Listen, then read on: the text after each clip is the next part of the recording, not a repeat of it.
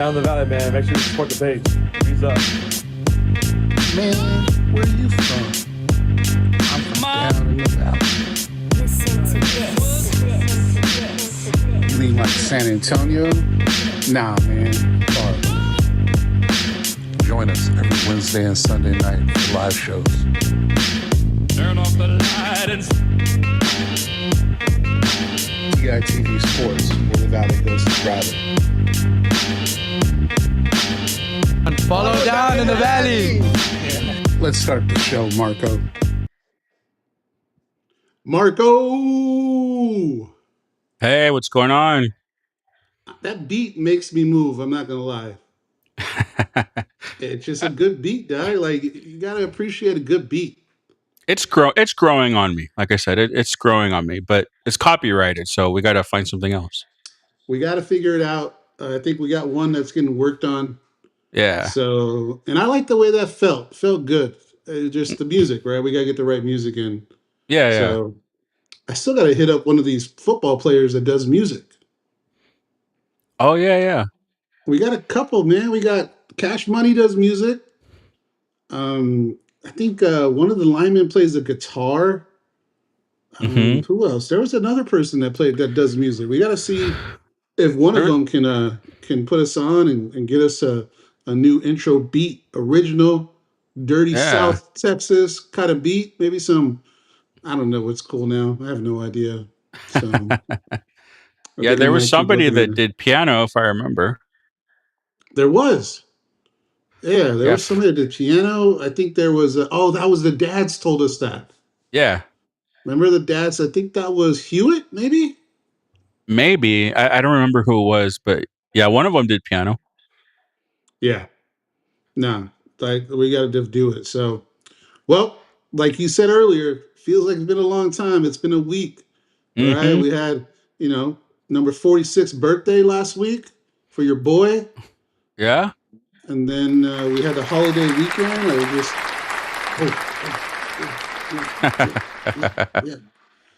Then we had the holiday weekend, which was great. How was your holiday? Not bad. We went to my parents, ate some food, watched fireworks, and when we were on our way back, we found a drone show in Far, which was pretty cool. Yeah, we were on our way home. We were driving by the aquatic center there by the expressway, and we saw the drones, and we stopped and watched for a little bit. So that was pretty cool. Man, those drone shows are changing the game. Yeah. How do you compete with that? 2,000 little drones just knowing what to do? Like, that's the new thing. If I had some money, I'll buy a bunch and do my own shows. Yeah, I mean, it was pretty cool. It was pretty cool. I guess I hadn't seen one like up close like that, so it was cool to see one. Yeah, I missed the 956 night. I bounced before the drone show like a knucklehead and missed that game happening. So, we were thinking about going to the Brownsville Sports Park for 4th of July, but I was having too much fun, if you know what I mean. And we ended up just staying home. I jumped in the jacuzzi, jumped in the pool. The kids were doing some sparklers, old school style. Nice. Yeah, and the dog was going nuts. Couldn't find that little chick, man. She was everywhere. So it was nice to have. I had Thursday and Friday off, so went down to the beach.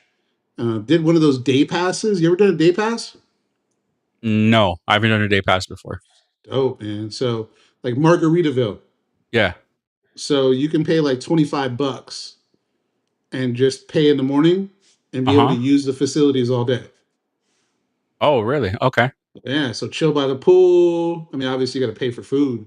Yeah. And your boy snuck in his own drink because, you got to sneak in a little bit of drink, right? You can't pay. It'll be expensive. I had to buy all my drink there. Yeah. So I went to Holiday Liquor before and did my thing, had some fun. I'm an adult. We can do that as adults. So we spent some time there. They had a DJ. Okay.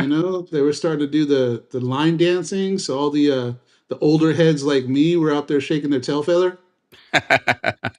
So that was pretty dope to see people out there having a good time. Um, and that was fun. We did that one. We do that sometimes when we go out there because the hotels are whack sometimes. Yeah, yeah. The older I get, the less I like hotels. Mm. And the day pass, you just pay the hotel or what? Yeah. Oh, you go through Resort Pass.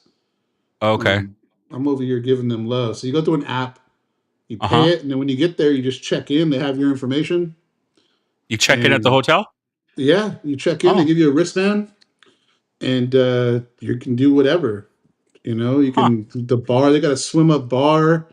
Nice. The pizza there was bomb, even though I don't like thin crust, but they came through with some good pizza, Mm. and that was cool. And then what else did we have? I finished my drink that I came in with, and I had to get some beers. I got some beers, so I ran out of my own personal stash. But we were there probably for like 5 hours, man. We got our money's worth. Okay, I'll have to check that out. I didn't know that was an option. So, Margaritaville's cool. Have you been there? I have not been there. No. It's cool. I've been there a couple times. There's not anything like no waterfalls or anything like that. It just has an area by the bar with some stools in the water, and Mm. then it has just a big pool, and it's that. The courtyard. Have you been to that one? No. The courtyard by Marriott's fun because it has like almost a like a lazy river type deal, Mm-hmm. and it has a bridge that you can go under. It has another waterfall. So if you're looking for like stuff to see and do, that's the better one, Courtyard. But the more Okay. classy, I would say high end looking one is Margaritaville. All right. Did Margaritaville have a restaurant? Yeah, Was it a Margaritaville restaurant? I don't know if it's a Margaritaville. I don't think so. Oh, okay.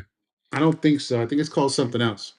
Mm. Okay. Yeah, because I've been to the Margaritaville restaurant in San Antonio, but I've never been to a hotel.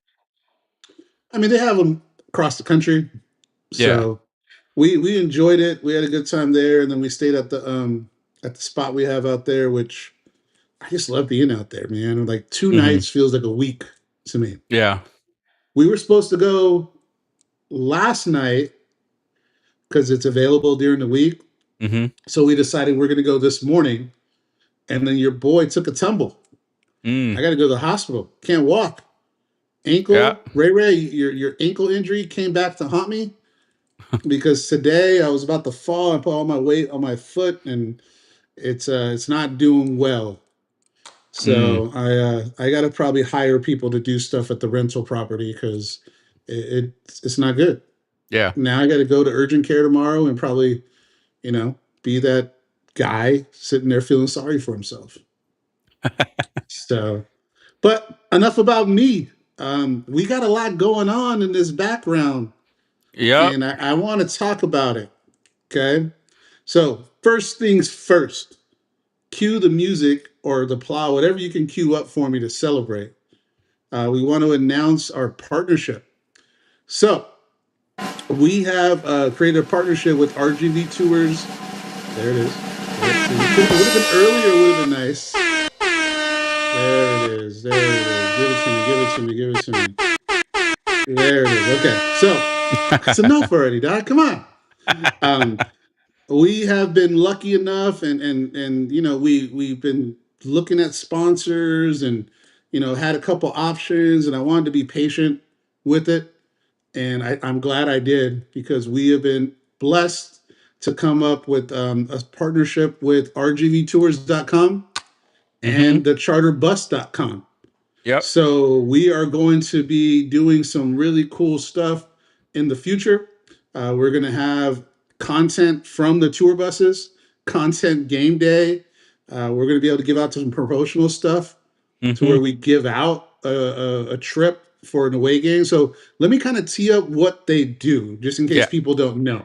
Okay, so RGV Tours, there's two companies. RGV Tours is a charter bus tour company, meaning this year, I wish we had the graphic, we'll have it next week. Yeah. They are doing all the away games that UTRGV is going to. They have a bus where you can pay one fee, believe it was $120. Don't quote me on it. We'll get the graphic up. We're going to do commercials and do everything next week, but we want to announce it today. You pay one fee, comes with the bus ride there and back, and your ticket to the game. Insane value. We're going to use it, and we hope to get more people to do it, and we're going to be able to give away one of those packages. Yeah. So they also do trips to Cowboys games, and if you like the Astros, I don't know who would, but they do Astros, Disneyland. I think they're doing one to Disneyland right now. Okay. So cool. that's one portion of it, and the other portion is charterbus.com. Where if you're a school, if you're a coach, same people, but two separate companies. And if you need a charter bus to get yourself out and maybe to a game, they can do that too. They got, I believe, 9 buses so far. We'll get all the stats and to get everything pretty for next week. But we just were excited. What do you think about it, Marco? Yeah, it's really cool. I mean, being able to, just give back to, I guess, the fans that are watching us. That's kind of what this whole thing is about that we're doing. It's just by us, we're fans. We're not professional media people, and we do this for other fans. I mean, we give content and information that, I guess, we couldn't find anywhere, so we just did it. And so it's kind of the same thing with them. Like, we're just able to give back to you guys, trips, some really cool things. Like Roy said, if you're like a high school, if you're a team looking to travel somewhere, or if you're like a part of a fine arts program, I know music programs need charter buses all the time. If I remember correctly, I think we're going to be able to give out a couple discounts for those charters also. So if you need anything, I mean, we got charterbus.com and rgvtours.com that we're going to be working with, and we'll be able to help you out with that. Yeah, I'm excited about it. We're going to have some ads to run for them, the specials, the giveaways. We'll have everything cooked up by August 1st, if not sooner, to be able to present that. So that's exciting. And then obviously we announced a collaboration with Eddie Lee, Samuel Kim, right? Eddie Lee's going to give us our quarterback perspective. And then Samuel Kim is going to give our national FCS perspective. So we're going to have segments Wednesday and Sunday for those two guys. And then our second guest today, another whatever drums or whatever horn we got, we're going to announce our high school coverage. I'll do that when he gets here. All right. So that's another exciting one where we have Mark Lopez joining us today to talk about that. Mark Lopez has 2 kids that play Division I, Miles and Micah. One went to is at SFA now, and then one went to Washington State, and now is a coach at Texas State. Yep. So he was a parent of 2 Division I football players. Has TexPreps, where he helps people in Valley and all over the country, and everybody get noticed. And he has a really cool story. We'll talk to him about that. But before him, we got Carlos Morales. We're waiting for another baseball commit, man. So Marco's been grinding and really reaching out to these guys, and we're lucky enough to have another one today. So I'm excited to talk to Carlos. He's from my hood. He's from LA, which some of these cities that we're going to talk to him about, I'm excited to see what that's all about. So what else is going on, Marco? Hey, before I talk about more commits, what's my Adam Botkin update? Still working on it. Me and Sam, I text him a couple times, right? We're talking, we're getting to know each other a little bit more, and I'm hitting him up, and I'm going to drop that one for sure. Okay. All right. So just the other day, like a couple days ago, we got Jordan Espinosa from Texas Tech. He played there for 2 years. Didn't get a lot of playing time, only like 22 innings over the 2 seasons, but he was a top 50 prospect coming out of high school, out of California. So he was a pretty highly recruited guy. He does light up the radar gun. Sits probably like 92, 93. Nice. I think I saw Tops 94 right now. And one interesting thing, he was the pitcher that started against us when Texas Tech was here. So, we got Carlos. How's it going, yo? What's Hey, good, how Carlos? How you doing, man? Good, man. Doing good. Doing good. How about y'all? Good, good? man. We were just talking about another recruit coming in for you next year.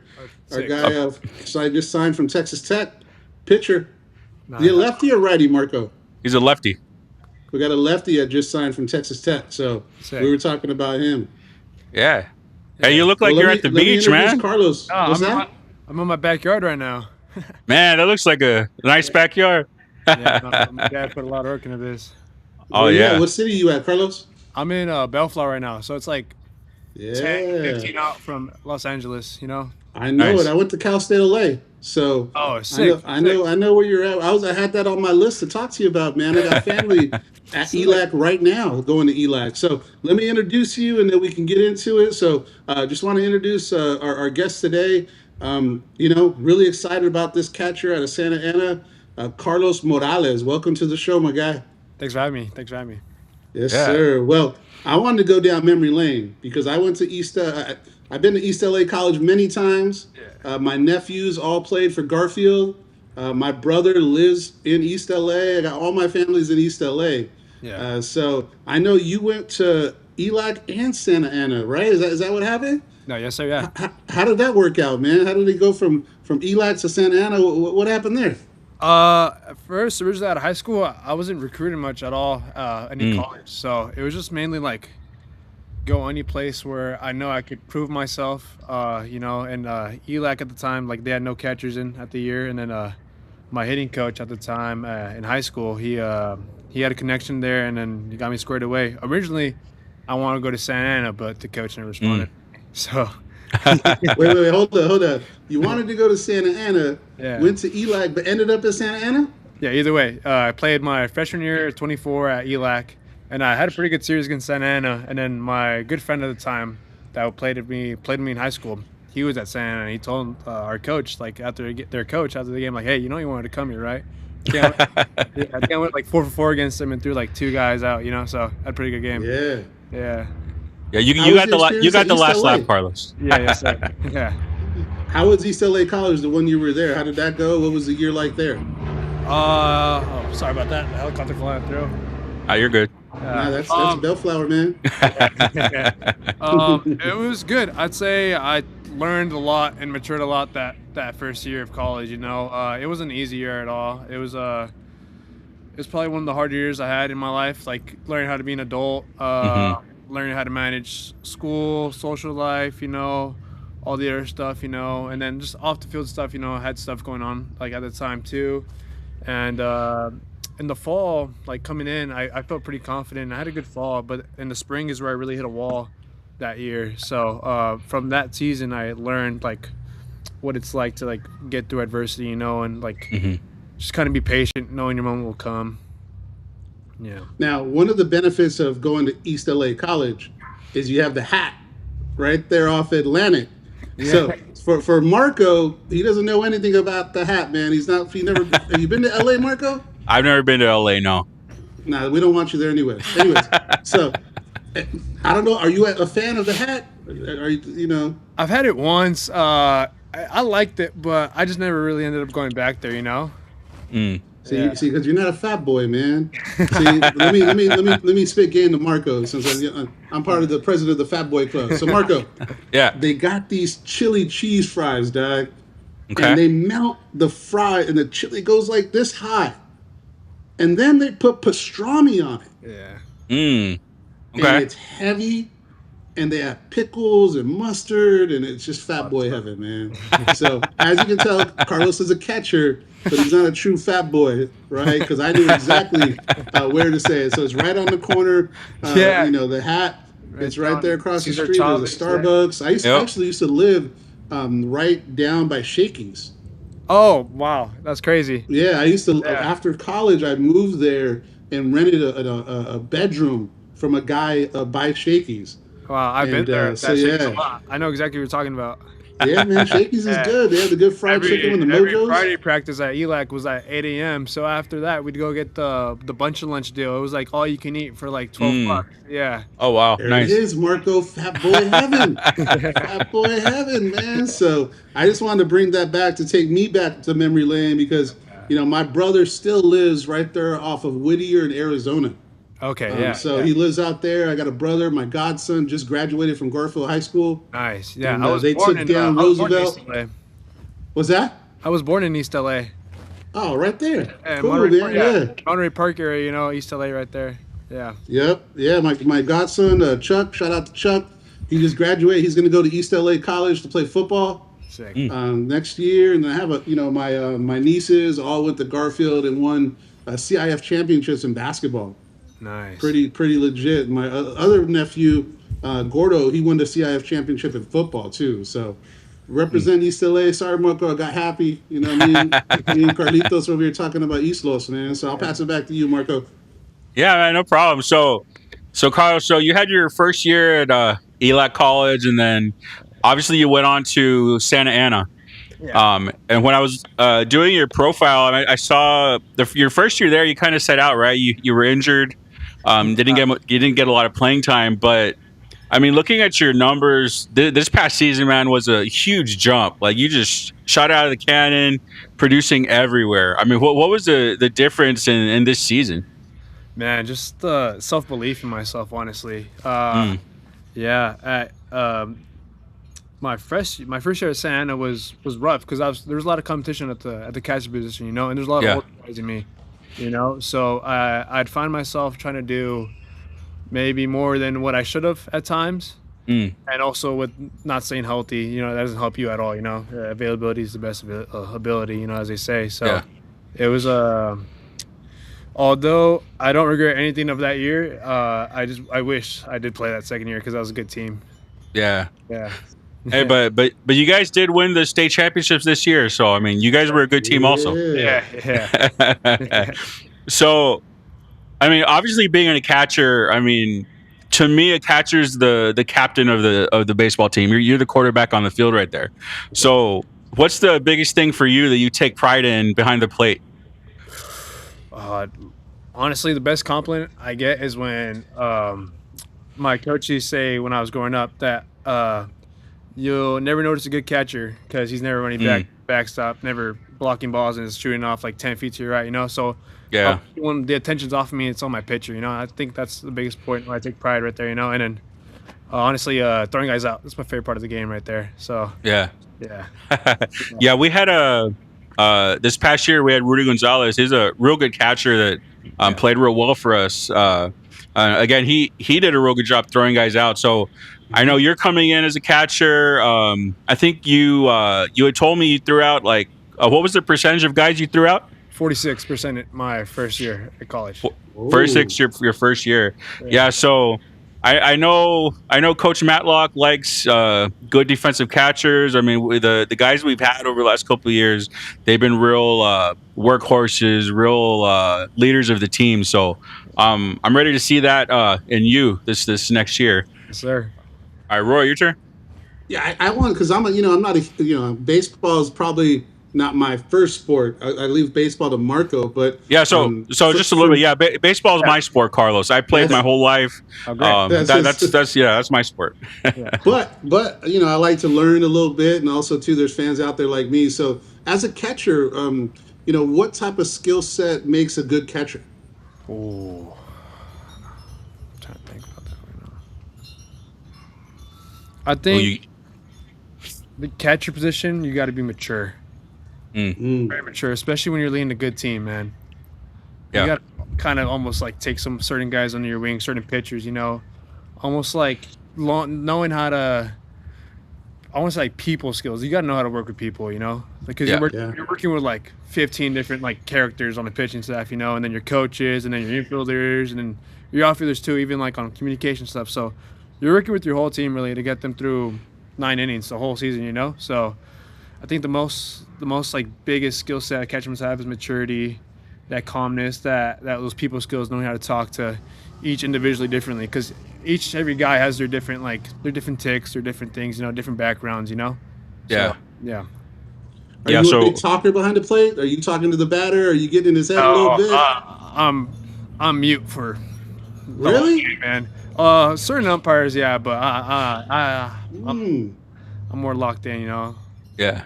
Yeah. You don't have to worry. Marco's seats are first row, so every once in a while he'll let me sit next to him, and we do all the heckling. Don't worry about it. It's all. But yeah, we're excited about that. Now, I did want to go back a little bit because you said that your first year at ELAC was you went through some stuff and you wanted to get stuff right.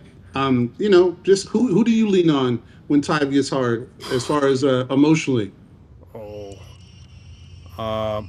My family, my parents big, my girlfriend, and my best friend's dad, who also played baseball for a long time, was a catcher and played pro ball. So he really knew what he was talking about. So that freshman year, I'd really lean on those people the most, It was like those core four I'd always find myself talking to. And, forgot, my coach, my third base coach at ELAC, Skeeb. Shout out Skeeb. Okay. He was literally like my father my freshman year, and really when I really needed him, he was there for me. Yeah. Good, man. Yeah. Good. Well, you're going to have a whole 6,000 people to help you with that next year, man. So I wanted to move on to UTRGV and kind of talk about that. What excites you about the school? When did you learn about it? Has it been on your radar for a while? I know, if I'm not mistaken, Marco, we had another player from Santa Ana, right? I mean, we got we got some presence out there. So we what had excites you about UTRGV and when did you hear about it? Yeah, well, to answer you, Roy, so we've had Thomas Williams on our team. He came from Santa Ana, Yes, sir. and then and then coming over with Carlos, we've got Thomas's brother Nathaniel coming over also. So I knew there was somebody else. My bad. Okay. Yeah. So for UTRGV, Carlos, when did you start hearing about UTRGV, and when did it become on the radar, and what excites you about coming down to the Valley? I heard about them, I want to say, my sophomore year of college. I had gotten a follow from Coach Rob, on Twitter, Yeah. how coaches do, Creeping Rob. Get it, Rob. And then, every player, when they get a follow from a coach, they kind of freak out, like, it's Yeah. you know what it is. So you stalk everything about this school, and that's kind of what I did, So, yeah. And then when I first got introduced to the idea of going to RGV was my fall of my redshirt sophomore year. So this past year in 2025. There's a sophomore showcase in our conference called the Orange Empire Conference, and a bunch of schools understand, it's every team in the conference playing in front of like hundreds of coaches. And I happened to have a good day that day, So yeah, I got a text probably 2 days after from Rob. He was the only school actually that texted me after that showcase. Nice. Yeah. Yeah, it's unfortunately, fortunately for us, but that seems to be like something that we hear a lot. Like Armani, he had one offer. Yeah. It was Crazy. Coach Rob, UTRGV. Yeah. Carlos, same thing. One guy. I'm glad that our guys reach out to you guys, but like, I wish you guys would get more attention from coaches. Yeah, no. Yeah, I did too. During this past year, my coach told me like certain schools did want, like, we're going to reach out, but I was already signed to RGV and everything. But I would consider those schools over RGV, knowing the place. And I went down there in October, and I fell in love with them, man. Like, I bonded well with the guys. I bonded well with the people there, It kind of felt like home. It's not too different from around here, Of course, it's way hot down there, and but, I was about to say, you got to get ready for the heat, my boy. It's gonna be hot. I just moved here in 2019. Yeah. And so I'm, lived in LA and moved out to Rancho Cucamonga and Fontana. But Yes, sir. the heat's different, man. The heat is different. Yeah, man. So pack light, and all those sweaters and jackets you have, you might as well leave those at home. Yeah, man, that's what I was telling my family. Like, I'm not gonna need to take much like puffy clothes. It's freaking hot. I was there in October. It was like 95. I was like, I don't think it. Yeah, man. I have sweaters, jackets. Some fat boy's gonna be happy when I give them away, because I really have only wore a hoodie maybe 3 times in the last 12 months. Where in Cali, on a summer night, if you go to Dodger Stadium, You're gonna need a hoodie. on a summer day, it's 68 degrees at nighttime, man. It's cold up there. Yeah. So, UTRGV, you're not going to have to worry about that. Now, Nah. obviously, our fan base, Marco, everybody we have is just nuts. We love Yeah. it. This is my first year following baseball, and I'm all in. Marco does a really good job of doing daily updates and game time updates. So if I can't watch the game, I get the tweets from him. What have you heard about the crowd? Oh, I heard they're nuts too, man. I heard back there in right field, they're freaking popping fireworks. They're chirping the right fielders. They're having their grill. Yeah. Yeah. That was a big selling point to me. Because of course Division I baseball, like any school, is a blessing. But when you get in front of so many people, I feel like there's more on top of that. Yeah. How's the Spanish? How's your Spanish? Good, perfect. My dad's Good my for dad you, speaks man. pure Spanish with me. My parents are both from Bolivia, so. Okay. Okay. Yeah. So they came over and gave me the best life they could, and this is just part of repaying them back. Yeah. So you said you came down in October. Did you get to go to a football game? Yes, I did. I went to the Incarnate Word game. Oh yeah. Oh, nice. Yeah. That was homecoming, man. Yeah. Oh yeah, I went to that game, homecoming. Yeah. And what'd you think? How'd you like it? Sweet. So, Good. We were there with all the guys from the team. The coaches were around. They passed me on to a couple of players, like, take care of this guy, and the guys took care of me really well. So, Yeah. Yeah. So I want to ask how the party life was, but I don't want to get anybody in trouble. So we're not going to go there, Carlos. We're not going to go there, right? We're way down in the valley, man, but there's some fun to get into. So hopefully you're going to be able to do that and stay away from the bad. So sorry about the Marco, cut you off. I was gonna say, so who were the guys that took you around? Armani, Ruben, Renee, Renee's brother, who I know played at Texas. He was there. Yeah, Rylan, yeah. Yeah. And then Thomas, of course, straight, like a bunch of guys took care of me, honestly. Like I could, Okay. I can go on. But the main night, driving me around was like those guys, like, Janner too. That was my Uber that weekend. Yeah, he was my Uber. Nice. So, but you haven't been able to come out to a baseball game then? No, sir. I wish I was able to, man. But our season was just as long as yours, thankfully. Yeah. Yeah. All right. So then your first experience is going to be in front of a full crowd opening night, man. So I'll be able to feel. I won't be able to watch it. Hopefully, I'll be playing though. Yeah. Yeah. I think I prefer that seat behind the plate more than somewhere. Oh yeah, best seat in the house, man. You see everything from there. Yes, sir. So you can hear us, right? Come on, Marco. We got to give us some love. We're gonna be out there yelling, and if Carlos ghosts us, man, that'll be kind of messed up. So Carlos, I'll tell you what I'm wearing. Yeah, right? You can't miss me. I'm a wide body, right? Those 9 innings, I'm dead silent, but off the field, practice, as much as possible. Yeah. Yeah, man. I've learned how to have a good off switch with that. So. Yeah. We my seats are right next to the visitors on deck circle, so we'll shake them up for you before they get to the plate. So you were talking about one thing a good catcher needs was like being mature, good maturity. Yeah. So I mean, when you think about it, I mean you're leading guys that are your peers that might even be older than you. Yes, sir, yeah. I mean, so how do you learn the personalities? How do you build the relationships with your pitchers? I think it starts in the locker room, honestly. It starts off the field. Like hanging out at the apartments with the guys. Hanging out, like going to go eat. Try to make them your friend first before. Can really like rely on you to talk to like what you're talking about. To know what you're talking about. So yeah. This past year at San, I was close to like all my pitchers. I was always playing like freaking hacky sack with them. Like I was like trying to hacky, another hacky sack, yeah. Another one. I was trying to be those guys as much as possible, because at the end of the day, it really takes knowing that person to be able to know exactly what to do in each spot. Yeah, it's tough. I mean, as a pitcher, sometimes it gets lonely out there. You can't find the strike zone, and you're by yourself.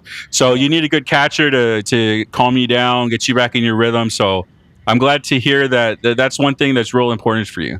Yeah. I just got an idea, Marco. Yeah. One, we got to get DITV hacky sacks. Has to happen, right? But two, why don't like a pregame at the tailgate we do a hacky sack competition, and we get the baseball players to come through and show us their skills. and the winner Yeah. that does the longest hacky will get some type of prize. Yeah. I think we're gonna have to Yeah. do it, man. I think That sounds like I won't fun. play because if I try to hacky, I'm gonna roll down some type of hill. So the hacky is not gonna be working for me. But Carlos, we're gonna finish off with some rapid fire if that's okay. Yes, sir. Yeah, no problem. What's your favorite part about being a catcher? You're involved every pitch. You know, every pitch of the game. You're like, there's no way you're not involved. You know, so that was a big thing. When I started playing baseball, I wanted to be a catcher. Like I played catcher my whole life. You know, because you're involved every pitch. You know, you basically you and the pitcher out there controlling the game. So kind of like I like being in control of the game. You know, I hate watching from the dugout and not being able to be out there. You know, it just kills me. So Yeah. when you're out there, you know, it's a good feeling.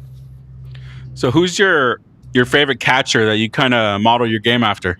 Yachty, Molina, and Buster Ooh. Posey. Yeah. Hey, two Hall of Famers right there, man. Yeah. Yes, sir. Your favorite pitch to call to get a strikeout? Oh, it depends. I like when a guy blows a fastball by someone. Oh, there we go. That always pumps me up. Yeah. Walk-up song. What's gonna be your walk-up song? Oh, okay. So I don't know any of the guys walk-ups on this past year, but I'm a big. I like reggae music a lot, so I think something. Around that area, you know. Yeah, We didn't have any reggae this year. Revolution. Huh? You like a little Revolution? Yeah, I do like them. Yeah. Yeah, I like Revolution. So if you come out to Revolution, man, I'm gonna have to run up and down the stairs. I'll walk up and down the stairs. Your boy can't run that much anymore, but Yeah. I like it. What else you got, Marco? What's your favorite thing you're looking forward to in the Valley besides baseball? Getting to know all the people down there, you know. It's I'm leaving home for the first time in my life, so basically learning how to be a man, you know. That's what I'm for the most. Yeah, how to take care of myself, how to take care of the people around me. Yeah, and I mean, when you get down here, man, it's a huge family. So I mean, if you ever need anything, I mean, you got Roy, you got me. You can ask anybody down here. And that's why I realized when I visit there, everyone was telling me that, man. Like, damn, these people are so nice down here, you know. It's very supportive. Yeah. Everybody's gonna invite you to a barbecue. Yep. So you know, I'm already inviting you already. If you want to come down to a barbecue, we got you. Great. We'll let Marco cook, and then we'll enjoy the pool. Yeah, I'll do the cooking. There we go.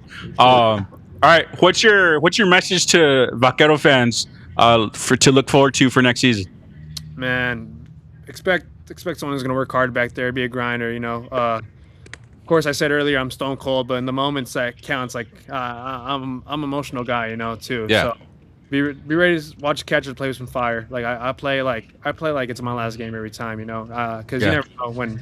I've had injuries before in the past, and I've had stuff taken away from me. So you just never know when it's going to be taken away from you. So I play every game like it's my last, you know. So expect someone that's going to play hard, play their butt off, and just try to win for the fans and for the team, of course, because the end goal is to play in a regional. So Yeah. It's we're hungry, man. We're hungry. We're at the last season. Yeah. You know, Armani's coming back. We got Harrison coming back. We got some ballers coming back, and Marco just makes me excited because he's, you know, giving me good content to listen to and be able to watch. So I just want to say before, Marco, appreciate you, man. It's going to be nice to have another LA guy on the team. And, you know, if you want to talk LA and Cali, I'm your guy. If you want to talk baseball, you talk to Marco. Okay. When I'm at home, I'll be talking to you, Roy. Yes, sir, man. Appreciate you. Thanks for joining. I'll let Marco close us out. Yeah, so Carlos, thanks for reaching out. Thanks for being so receptive to coming on the show. I mean, we appreciate you getting to talk to you and meet you and introduce you to our fan base. No, thank you. Thank you for having me on. You know, it's a pleasure to you. Yeah. Again, thank you. Enjoy your last little bit of summer, and we'll see you when you get down to the Valley. Man, thank you guys so much. Have a good one. All right, you All right, too. brother, have a good night. Take care. Have a good night. Yes, sir. Ooh, we LA boy. I like it. Yeah. I like it. We got another LA boy coming through. We lost one, Julian Gomez, on the basketball team last year. He was an LA guy. Okay. And he left to Western Michigan with Coach Cahill. Oh, yeah. So, a lot of guys followed him over there, right? yeah, I think he had like 3 or 4 guys that ended up going to follow him. But I would message him and just talk about LA and, you know, shoot him. I just messaged him today They did an announcement. I was like, oh, you get it three. He's a 323 guy because that's the same area code I have. Yeah. So we got Mark. yeah, let him. Yeah, we're ready. I think he said he might join and then wait. Mark, you there? Oh, he shows offline. Yeah. I'll wait till he shows up on Yeah, the if you can see screen. that. Yeah. So we brought in another catcher too, right? Or two more? Was it 2 or 3? Man, there's been so many. I'm trying to keep track. So we had I know we brought in one more for sure. 100%. Yeah, I know we did. I can't remember who it is off the top of my head though. All good. Yeah, like All like I good. said, there's been We'll a get that bunch of them. information. I've done a bunch of the player profiles. They're all running together right now. I know. I Yeah. just dropped the defensive tackle one today. We're dropping these articles. The position group series we're doing.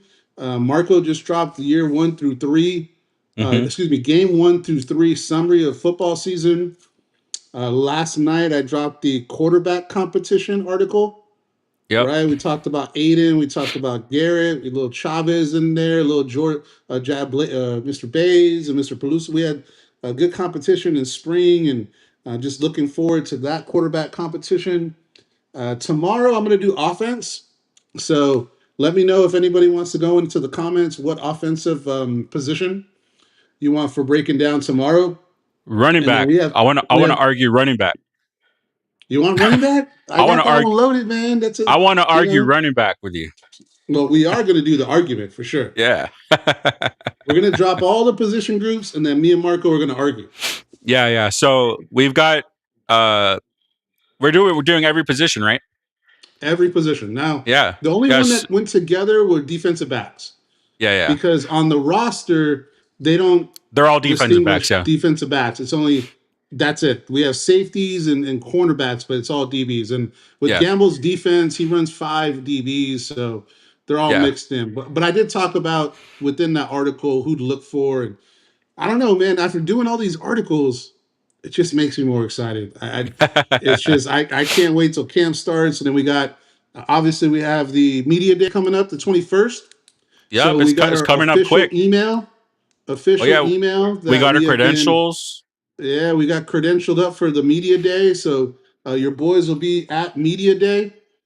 Talking to the coaches and talking to the players. So that's going to be fun. Hey, which reminds me though, I don't know if anybody answered that email about a setup. So we got to. They did. They did? Kevin did. Oh, okay. I didn't see that. All right. Yeah, no, he didn't CC. I talked to him today. Oh, okay. All right. Cool. That was quick early. I was been busy, but Kevin from FCS Nation. Shout out to Kevin. We got a table to where we can set up. And, okay, cool. Man, we're going to be able to sit down with all the coaches. Yep. And we're going to be able to sit down. I think it's 2 players per team. Yeah, I think that's what he said. It turns out to be of what we have. So we're excited about that. What's up, Mark? How you doing, man? Can you hear me? You got us? Yeah, we got you. Yeah, we got us. Good. Yeah, I'm on my phone. So I guess I have a little issue right now, just trying to pair my earpiece to it, but it's okay. I'm off it now, and I don't know if that was interfering, but yeah, I can see you guys. All good right now. Cool. Yeah, we got you too. Cool. Okay. All right. Well, Let me introduce them. Well, as I said earlier, obviously we have the collaboration with Eddie Lee and with Samuel Akim, but this year we're covering high school. So I was able to, So, obviously, we didn't want to bring just anybody in to talk high school. We wanted to get somebody that we respected. There's a lot of people out there. And Mark is someone that actually I talked to a while back. and then we talked about next gen a little bit. And I followed up with them. And he's been kind enough to join us as a collaboration. So Mark Lopez from TexPreps will be joining us. And wanted to meet him, introduce him to the fan base, and kind of going over what to expect. So welcome to the show, Mark. Appreciate you guys. Thanks for having me on. It's an honor. Yes, sir. Come out here and share the wealth, the knowledge, so we can all help out. Yeah. How's the unpacking going? You all unpacked, or what's up with that? It's about 95% done. It's about 2 weeks in the making already, but thank God, little by little, day by day, we're knocking it all out. It's not easy to move 1,800 miles. No. Uh, so I'm sure you've been there. You went the opposite way though, but Yeah, we crossed paths. You were coming. You're going to Cali, and I was coming to Texas, and I never want to do that trip again. I don't know about you. me neither. Driving was no fun. This is the last time. I'm always headed back to Texas, but I'll fly. Absolutely, absolutely. So, what I wanted to do, Mark, is kind of go back to your career and what you did and what you're all about. So, before TexPreps, where were you at? Where did you grow up, and what's your story?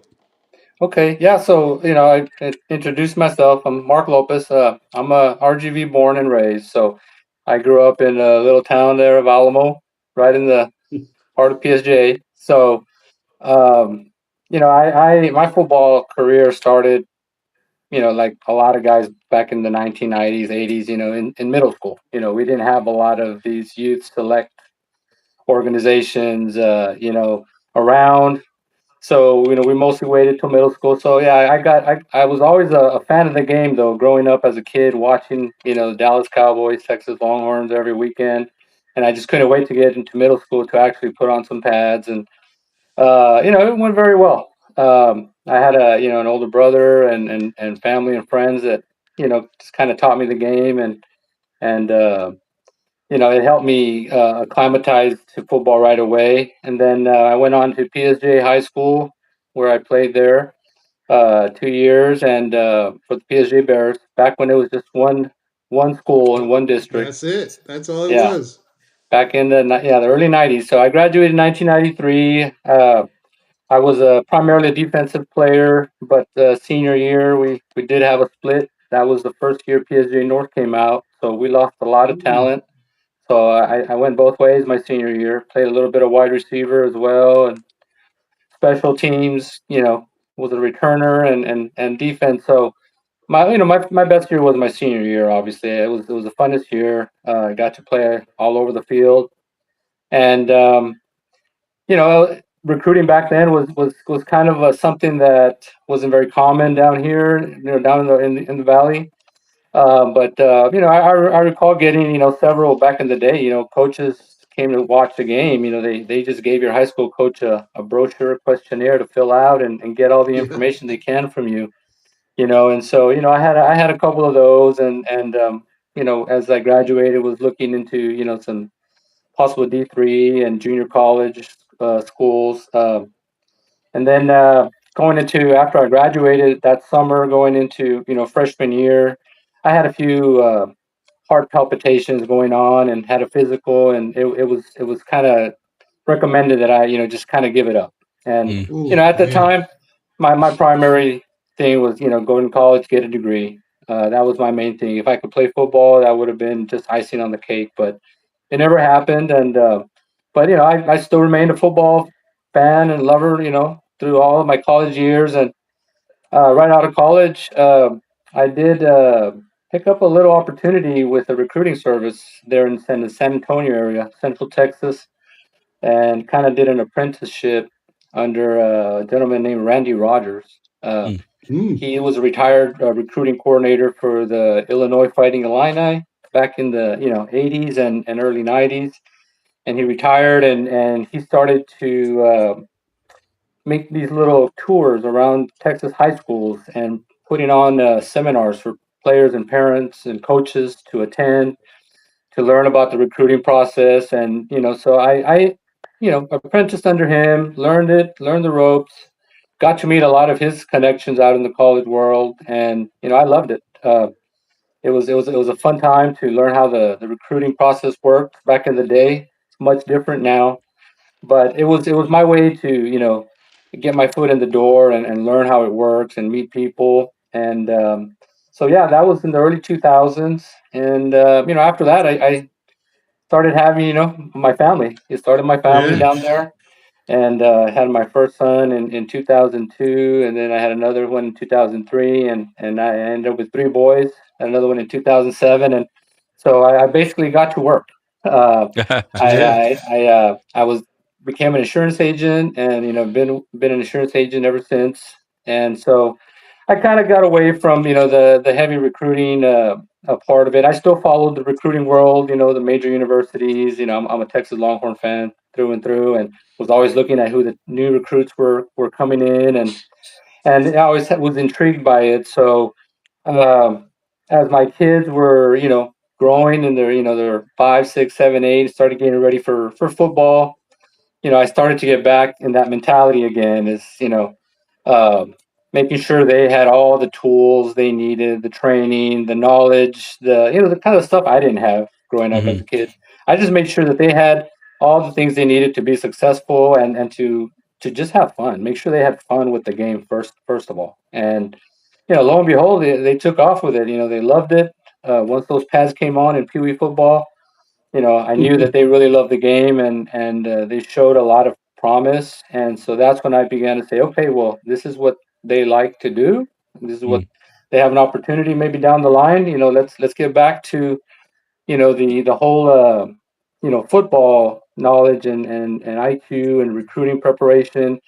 So if that day comes, they have that every opportunity available. So as they got into youth football, we did the whole circuit with youth organizations, and I was always a coach or director of some sort. And as they grew into middle school, I saw that each one of them was kind of developing in their own way. My three boys, and it kept us really busy. We were always hitting the parks, or the coaches would lend us stadiums and fields, and we were working all the time. And but it was fun. It was fun.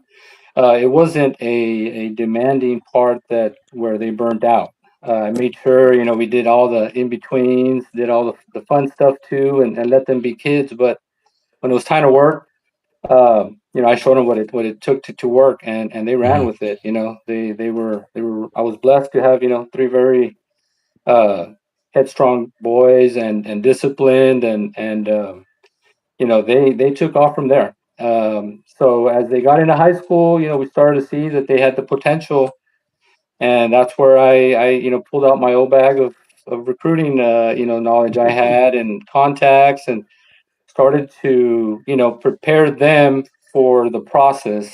But you know I didn't take over the process for them. That's what I recommend a lot of parents is let them handle this process themselves. That's the way it should be done. I didn't try to live my old dreams through them.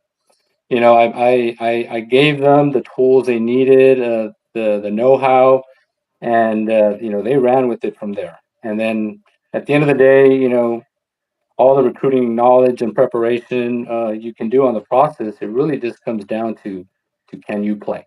Can you really Yeah. play? And can you play at that level? And they did.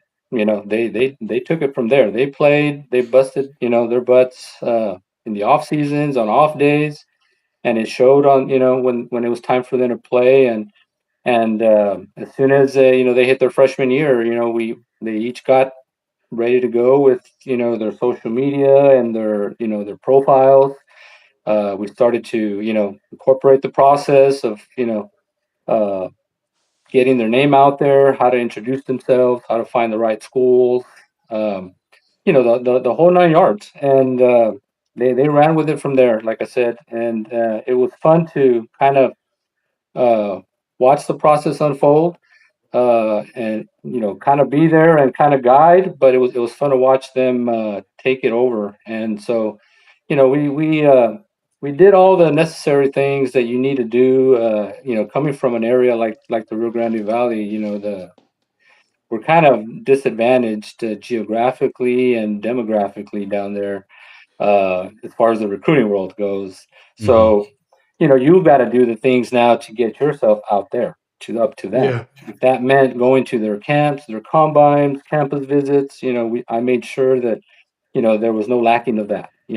Every summer, we pre-planned every camp, every trip, and it made it a fun family ordeal at the same time. So I'm glad we were able to incorporate family time with business time when it came to football. and we just got out there. We got out there and we made ourselves known as individuals. And that's what you got to do in this recruiting process. You've got to be a salesman. You got to sell yourself. Hmm. You can't sit at home thinking they're going to come find you because you're the best guy on your team. I think that's Yeah. a bad misconception a lot of parents have is, oh, well, Miko's the best guy on his team. He's got all these stats. They'll find him. They'll come and offer him. And that's just not the case. Hmm. And especially not in the last 6 years, since everything's really blown into a full-fledged business with college football. Yeah, a So lot of money out there it's too, right? A lot of the Yep. yeah, different no, it's recruiting services and things out there. Mark, you're taking all our questions, man. We no, had some no. So questions lined up, man, and you already so answered all of them. so All right, that's in a so nutshell. That's in a nutshell. Where I ended up, where Well, I'm at. let's get to So Marco's question before you answer all of them, man. Hold there you on. go. yeah, no, I got some. So, I mean, you ended up having sons that were ended up being very good in football. I mean, and one thing I like that you said. I mean, it's important that parents don't try to live their dreams through their kids, like you said, That would have been because me. that can cause unnecessary pressure, Oh yeah. unnecessary stress on a student like that. I mean, I like that. That was part of your philosophy. Coming from somebody who had experience in recruiting in that situation, that's something I like to hear. But like you were saying, also, just because you have the best stats doesn't mean that you're going to get found. I mean, now that everybody Yeah. has social media, there's so much tape out there. It's so saturated. Like you said, you have to know how to sell yourself, go to camps, like you said, and do all that. So I guess what other advice would you give to parents on good ways to help set up their kids to get to that next level? Well, start early. Hmm. People used to think, well, when I get to high school, I'll start, the process, maybe, freshman, sophomore year. Hmm. Uh, Nowadays, I tell parents, start in middle school. Set up by eighth grade. Set them up a standard profile on social media, and the myth one out there is Twitter X. Hmm. That's where you find a lot of the college professionals, um, you know, looking for talent, looking to meet players, build relationships. Uh, they do peek at other social media platforms like Instagram and Facebook, but that's more to look at your character. Hmm. They can tell a lot of your character by looking at your social media, but when they want Yeah. to get down to actual football, a lot, we find that the use of Twitter has been the most Mhm. effective. So I recommend getting their kids started with that by their eighth grade. Set up an account and start feeding some content of their highlights and we can show them how to set up their profile page so it looks like a resume. When you go to a Mhm. job, you show up with a resume, or you show up on a business call, a sales call, you show up with your business card. That profile that's your sales pitch right there. That's Yeah. where they're going to see your name, your measurables, all your information, your GPA, where to contact you. So we stress starting that first. Um, and after that, we go with learning the timeline. We try to incorporate the timeline, the recruiting timeline. What happens in the first 3 months. June through March. April through June. The recruiting timeline changes. So that's a big one to learn. At least some of the basics is when you can be contacted, when you can't be contacted. For NCAA rules. We recommend getting a head start on that knowledge. But really, at the end of the day, once you get that going, it really comes down to getting bigger, faster, and stronger. And Yeah. and we tell them Yeah. to always be working out, getting bigger, faster, stronger. Another thing to incorporate is the mental IQ part of the game. A lot of people focus too much on the brute part, getting big and strong, and that is good. But if you can't read and react, because your football IQ is not up to par, you're going to look a little sloppy out there on the field. So Hmm. it's a lot of physical, mental preparedness. I tell them to start by the time they get out of middle school. They should already have a plan. And they should start attending their first camps their freshman year. Just to be out there in a camp. You're probably not as a freshman going to get offered, but just to be out there in that setting in front of all that talent to throw and or catch or defend in those highly competitive situations at these camps and combines, it really helps you overcome a lot of the doubt, and it gives you more confidence in your play. So, I tell them to be active once they get into high school with camps. And then from there, it comes down to, putting together quality film. And, Yeah. we can show you how to put that right film together, how to That's a attract big them. one, And right, Mark? I'm sorry for cutting you off yeah, because no, I look at film all the time, Hmm. and you'll have that film where you don't know which players you're looking at, yeah, right? yeah, You can't even see who to look for, right? right. And then the film is a big one. So I didn't want to cut you off, but yeah, that's a big one for that. What are your thoughts on the film? It's well, the high schools they all have Huddle, which is a really Yeah, good software, where they watch their game and practice films, but it also lets you pull out your best plays from each game and put together a little highlight reel. Um, so we kind of teach them that process too, because you're going to have to update your game film constantly, and be putting that content on your site, on your profile, so they can see your improvement and development. So um, Huddle is a very good way for them to put this together. If you got to put the right identifiers, so like you said, they know who they're looking at yeah, right before the play. absolutely. Identify the players, so now they can just focus on that. Make sure the film is good, and then how to establish the film in what order. You want Hmm. to you want to. Most of these coaches, they don't have a lot of time.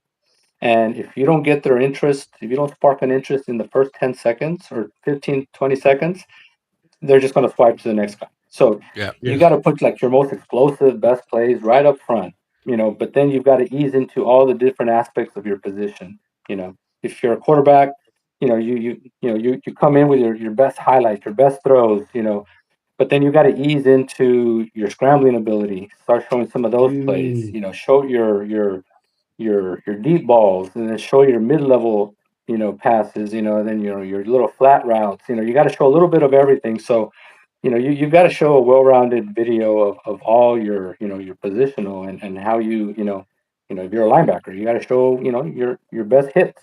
You got to show how you mhm. set off blocks, and then you got Hmm. to show some video where you're covering a running back coming out of the flat. So Yeah, show it's your all how you. hips. Yeah, it's all about getting your explosive plays, but then easing into the overall aspect of your position, that you can do each aspect and do it well. And you don't need a 5 or 6 minute video. 2 to 3 minutes No, is all you that's need. perfect. They really don't have a lot of time to be watching you. That, like I said, they're going to know in the first 30 seconds if they want to move on to sending you an invite, or proceeding with some more calls, or so it all comes down to how you set up your video. And that's one thing that we try to get parents used to, and be able to update it frequently, every 2 or 3 games.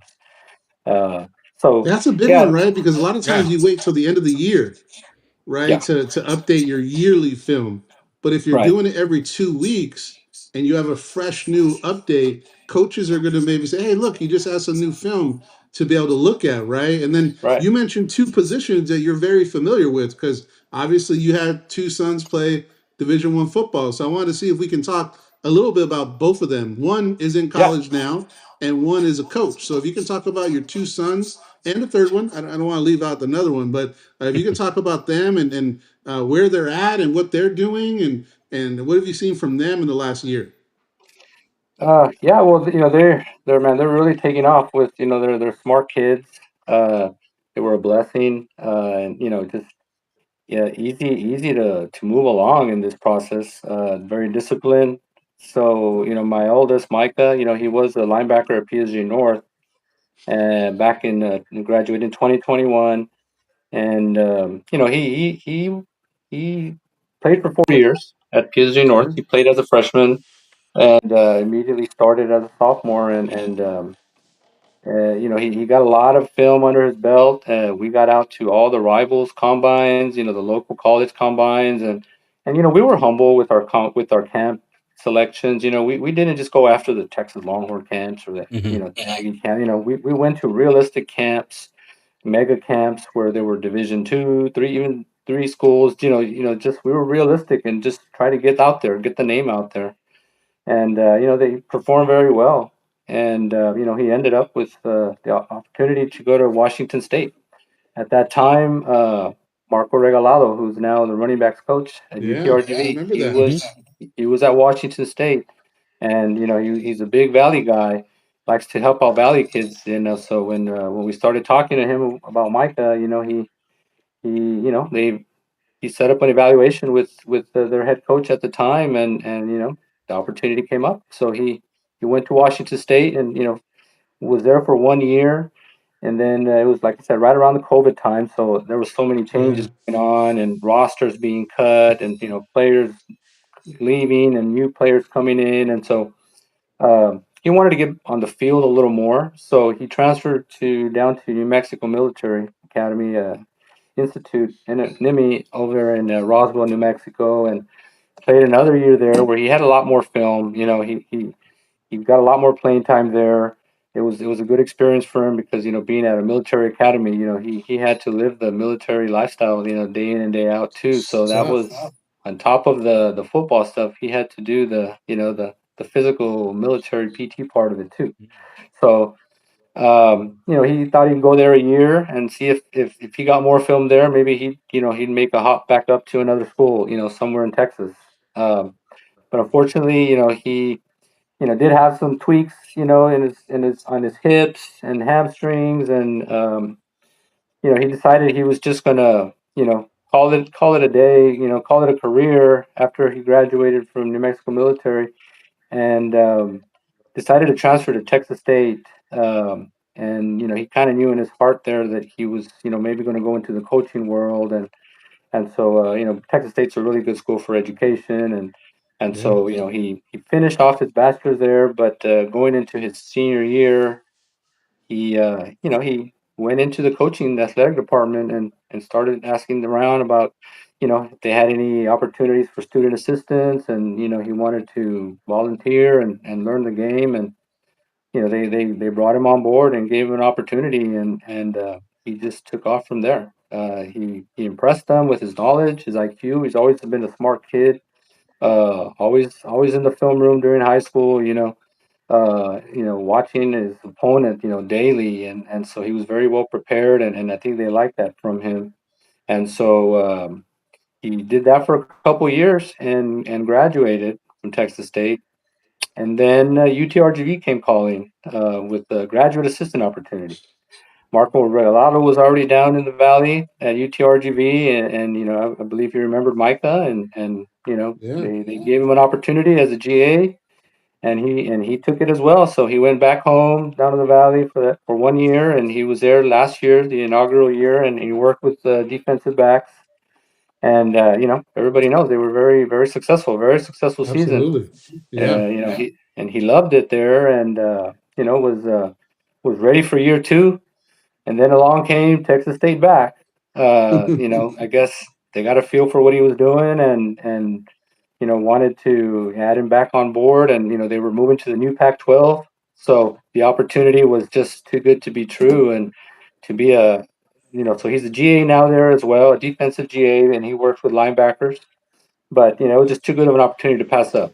Now you're going to week in and week out playing versus G6 teams. In the Pac-12, Boise Yeah. States, Oregon States, Washington. He gets to play his old team, Washington State, San Diego State, Fresno State. So he's excited about that. He's learning a lot more. And he's working on his master's now. And in order to jump up from a GA to an official position coach, you need your master's, and so he's got that around the corner, and he's just waiting for him, to be called up from that Good GA for position, him. hopefully soon. So yeah, he'll probably, go another year as a GA and then get evaluated after this year. And from there, just depending on what their needs are, if they want to bring him on board as a full-time position coach, or, who knows? He's been able to network with a lot of coaches across the country now. Yeah. Somebody might pick him up elsewhere. You just never know. So he's on the right path. I'm proud of him. He works hard, and he got used to that college life. It's a business. Waking up at Mhm. 5 a.m. and not going to bed in your dorm till 9, 10 p.m. And he They ran work with a it. lot, those GAs, man. It's not like you get easier if you're a GA. No, no, no. So they're It's a putting in a good, it's a lot of good, work. yeah, it's a good initiation into college football. They really bring you on, but it's just a part of the process. Everybody's got to go through it. Every major college coach, you know, the Sarkeesians, all these guys, they've all had to start there. Mhm. And that's where you show, your dedication to a program and to the game, and so he's coming along well. He's on the right path. So and yeah, and then I have my middle son, Matthew. He was a running back over at Vela. Actually, I think he was probably the best athlete of the three. Wow. But he kind of had the injury bug in high school. He broke his wrist twice. He had a really bad, severe hamstring tear, I think, his senior year. A high ankle sprain. That year, Vela was Mm. 13-0 in the playoffs, and he was one of the running backs on the team. They had a stable of horses that year, and it was loaded. And yeah, he had a high ankle sprain and missed half the year easy. So he was bit by that injury bug. He was also an excellent track runner. He ran varsity track as a freshman, the 100. So he was a burner. Unfortunately, he just had all those injuries, and so right out of high school, he just decided to go full education, and he's on his way to getting into the medical field now. Okay. So he did Good also for him. graduate now from Texas State. Him and Michael were actually roommates there together. So Oh, that's fun. that was awesome. Yeah. So they roomed together there, and now he's back in the valley there, and he's gonna get started on his nursing, I believe. Good for Uh, him. de- yeah, nursing degree, and hopefully that goes well for him. And so yeah, and then that brings me to Miles. He's about 3 or 4 years younger than them. Mike and Matt are back to back, and then Miles came about 3 years later. So Miles was the recent graduate in 2025 from PSG High, the quarterback, and he started off at Vela too. Um, Played there his freshman year, and that's the year that my middle son was a senior, and they had that really really good team. And so he going into his sophomore year, he started to play on varsity and rotate with another quarterback. So they were a very experienced team, and so his junior year, he took the reins 100% at Vela. They won. They won. They went by district round, and then right before his senior year, there was some changes going on with Vela. Coach um, John Campbell was retiring. He was a big coach down there for a while, and we're originally from PSJA, and it was a decision we made. We wanted some continuity with a program, to his passing ability. So we went to PSJA. He transferred to PSJA his senior year there, and we just knew that he needed an opportunity to really showcase his talent, and the way they throw the ball around there, it was a perfect Yeah. fit. They already had a super team of returners, and so he was just like the missing piece as a quarterback. They had just graduated another quarterback the year before, Jaime Lopez, so he fit in perfect the senior year, and they won district. They won by district, and but he started to get action as a sophomore. He started to get some interest from colleges. Starting to send him some informational flyers, and started reaching out to him on Twitter already as a sophomore. Um, and then after his junior year, he was offered his first D1 scholarship from Central Michigan. They play in the MAC conference. Yes. That came Absolutely. after his junior year at Vela. And after that, once you get one offer, it seems like these schools, find out, and then everybody starts wondering who's this kid, And so from there, it just started to kind of steamroll. Rice, Tulane, different schools, all over Texas and the Southeast, and started to get offers from the East Central Oklahoma, another one in the Division II school as well, and so, he kind of sat on the offers and said, I'm going to play out my senior year and just see how it goes and, maybe, see where it takes me. And so, yeah, right after his senior year, things started to get interesting with Stephen F. Austin. They started to contact him um, and started to offer him an invite to their games. And then after their last area round playoff, when they lost to Cibolo Steel in the playoffs that senior year in San Antonio, the next day we went to Nacogdoches to SFA for a visit. They had invited him to, and toured the campus and the facilities, and talked to their coaches, and they offered him right there on the spot. So Nice. he thought about it for a few days, but yeah, he did ultimately. It was a no brainer to stay in Texas, because his other offers were from Michigan or Oklahoma, and so it just felt like the right fit for him. He really liked the campus. It was a small community. It still had that small school feel, but that Division I type of program. And so yeah, it was a no brainer for him, and he took that opportunity.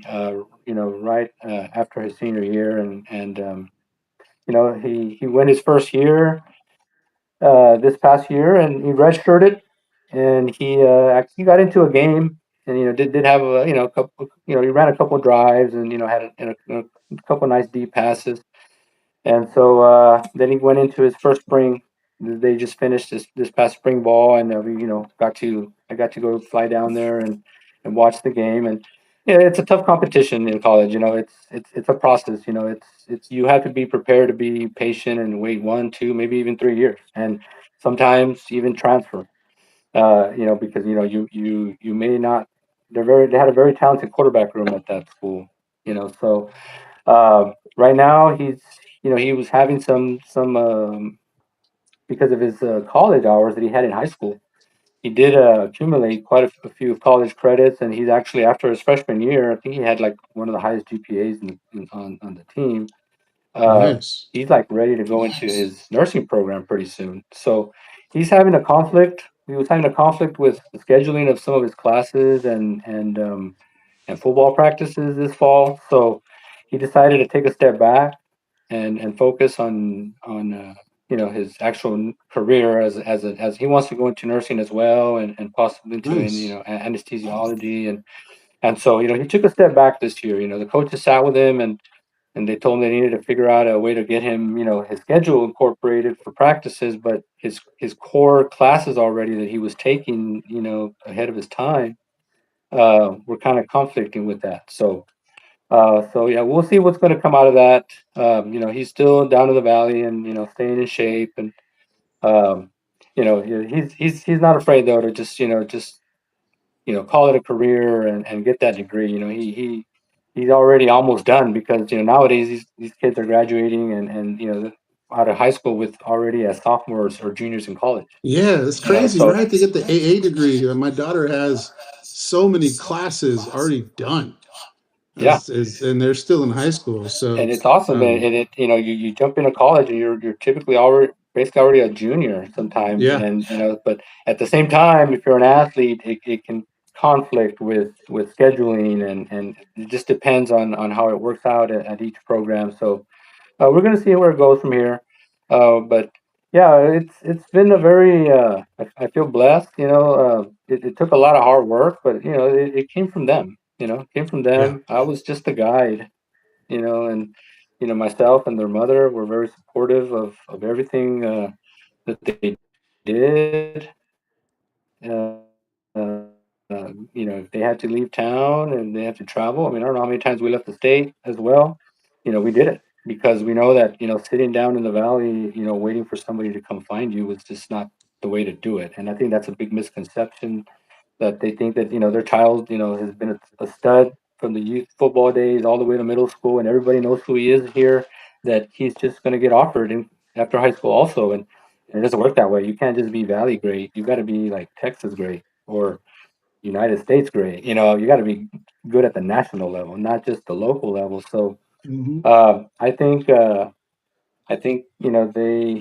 put in the work, and with the family support, it came out well. And so that's where we're at this point. And that actually, I took a break from TexPreps when we started it up in 2022.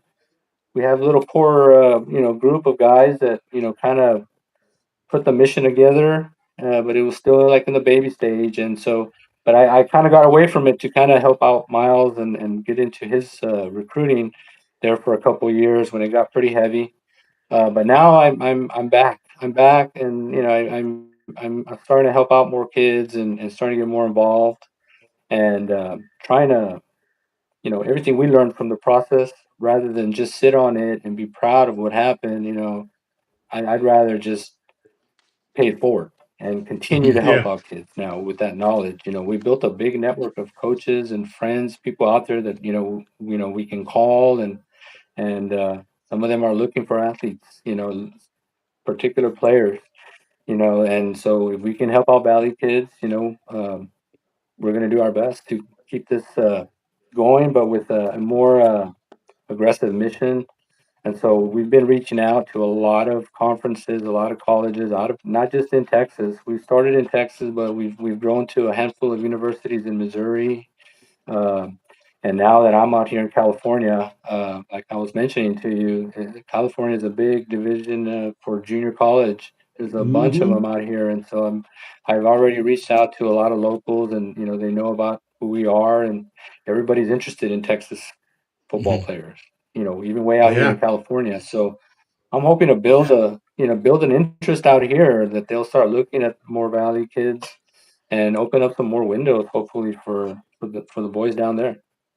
Yeah, there's some good schools out there, right? You got Sacramento State, you got San Luis Obispo. There's some good programs up there that has some good opportunities, and we're excited to have you part of our collaboration team to go over high school sports as all your knowledge. Obviously, this interview was to highlight you, which as you can tell by the notes I wrote down, just the wealth of knowledge you have, Yeah. right? And we're excited to be able to pass that along to the audience, and want to kind of talk about what to expect. So for us and Mark, Mark's going to join us on Wednesdays and Sundays. Do a quick little 10-minute segment or more talking about the top 10 schools, who they're playing, what people look out for, some performances out in the Valley when it comes to high school sports. You do maybe a game of the week, and we're really excited to have you do that with us and share your expertise and knowing these players. Also, too, you just got done with a lot of your top 10 rankings, your player rankings, Hmm. right? So I know there's a lot of work to that, and we're excited to share that Yeah, for you. yeah. And what excites you about what we're going to be doing? I do like that you're already incorporating a lot of the college athlete lifestyle and what they went through, and so I think incorporating the high school transition to college, the Yeah. process, it's what parents need want to hear more about or learn more about, because if you're better prepared, and you've heard other people's stories, what they did and how they did it. I think it's going to help settle a lot of parents and players, minds, moving forward. That there's people out here that are willing to help out and share, and spread it with content, and like your stories, and these podcasts. That's the way to reach out. That's the best way to reach out. Yeah, and we were talking earlier, I'm right? excited. Like the content that we're putting out, we have analytics where people in San Antonio, Dallas, Houston are watching and following the stuff that we're doing. So we're Hmm. excited to be able to have some ideas of how we can collaborate, celebrate everything 956, right? Stay positive, talk about the Yeah. kids, really enrich these kids that we have here in the Valley, try to get them to the next level. And the more attention we give them, the more exposure they're going to have outside of the Valley, right? Yeah. So we're really happy for Mark to do this, and I know today's your anniversary, so I want to say congratulations on that, man. And then we thank Appreciate you it. for joining us, and a lot more to come about Mark, but we wanted to say thank you for coming on, and we definitely appreciate it. Yeah, same here, guys. I appreciate it. I'm looking forward, like I said, to giving you any in-depth analysis during the year.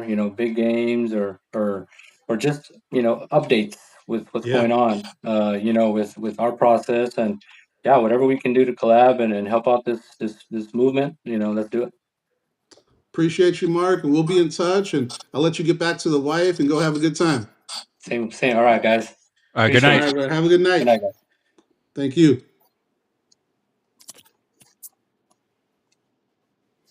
Ooh wee, man, we got some good stuff, man. Yep.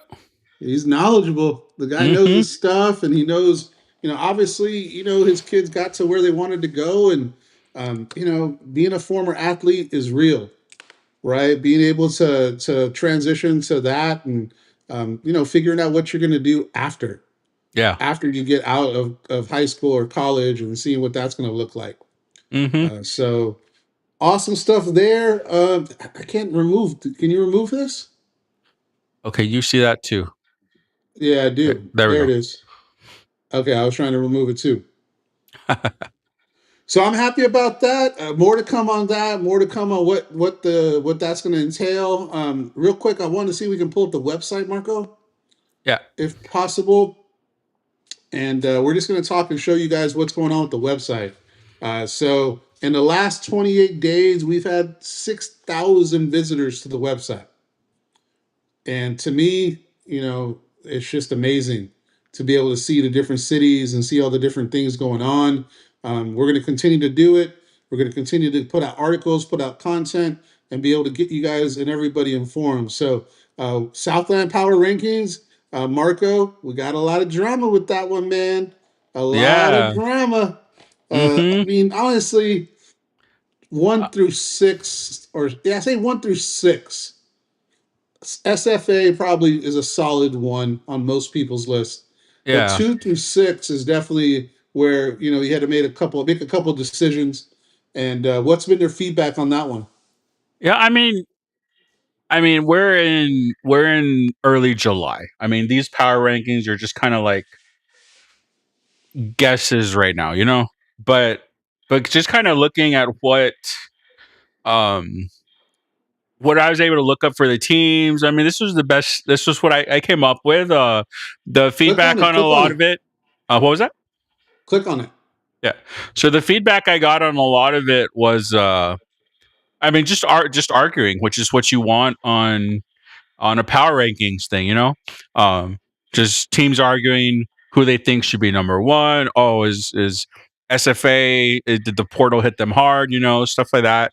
Just conversation, which is, I mean, the whole point of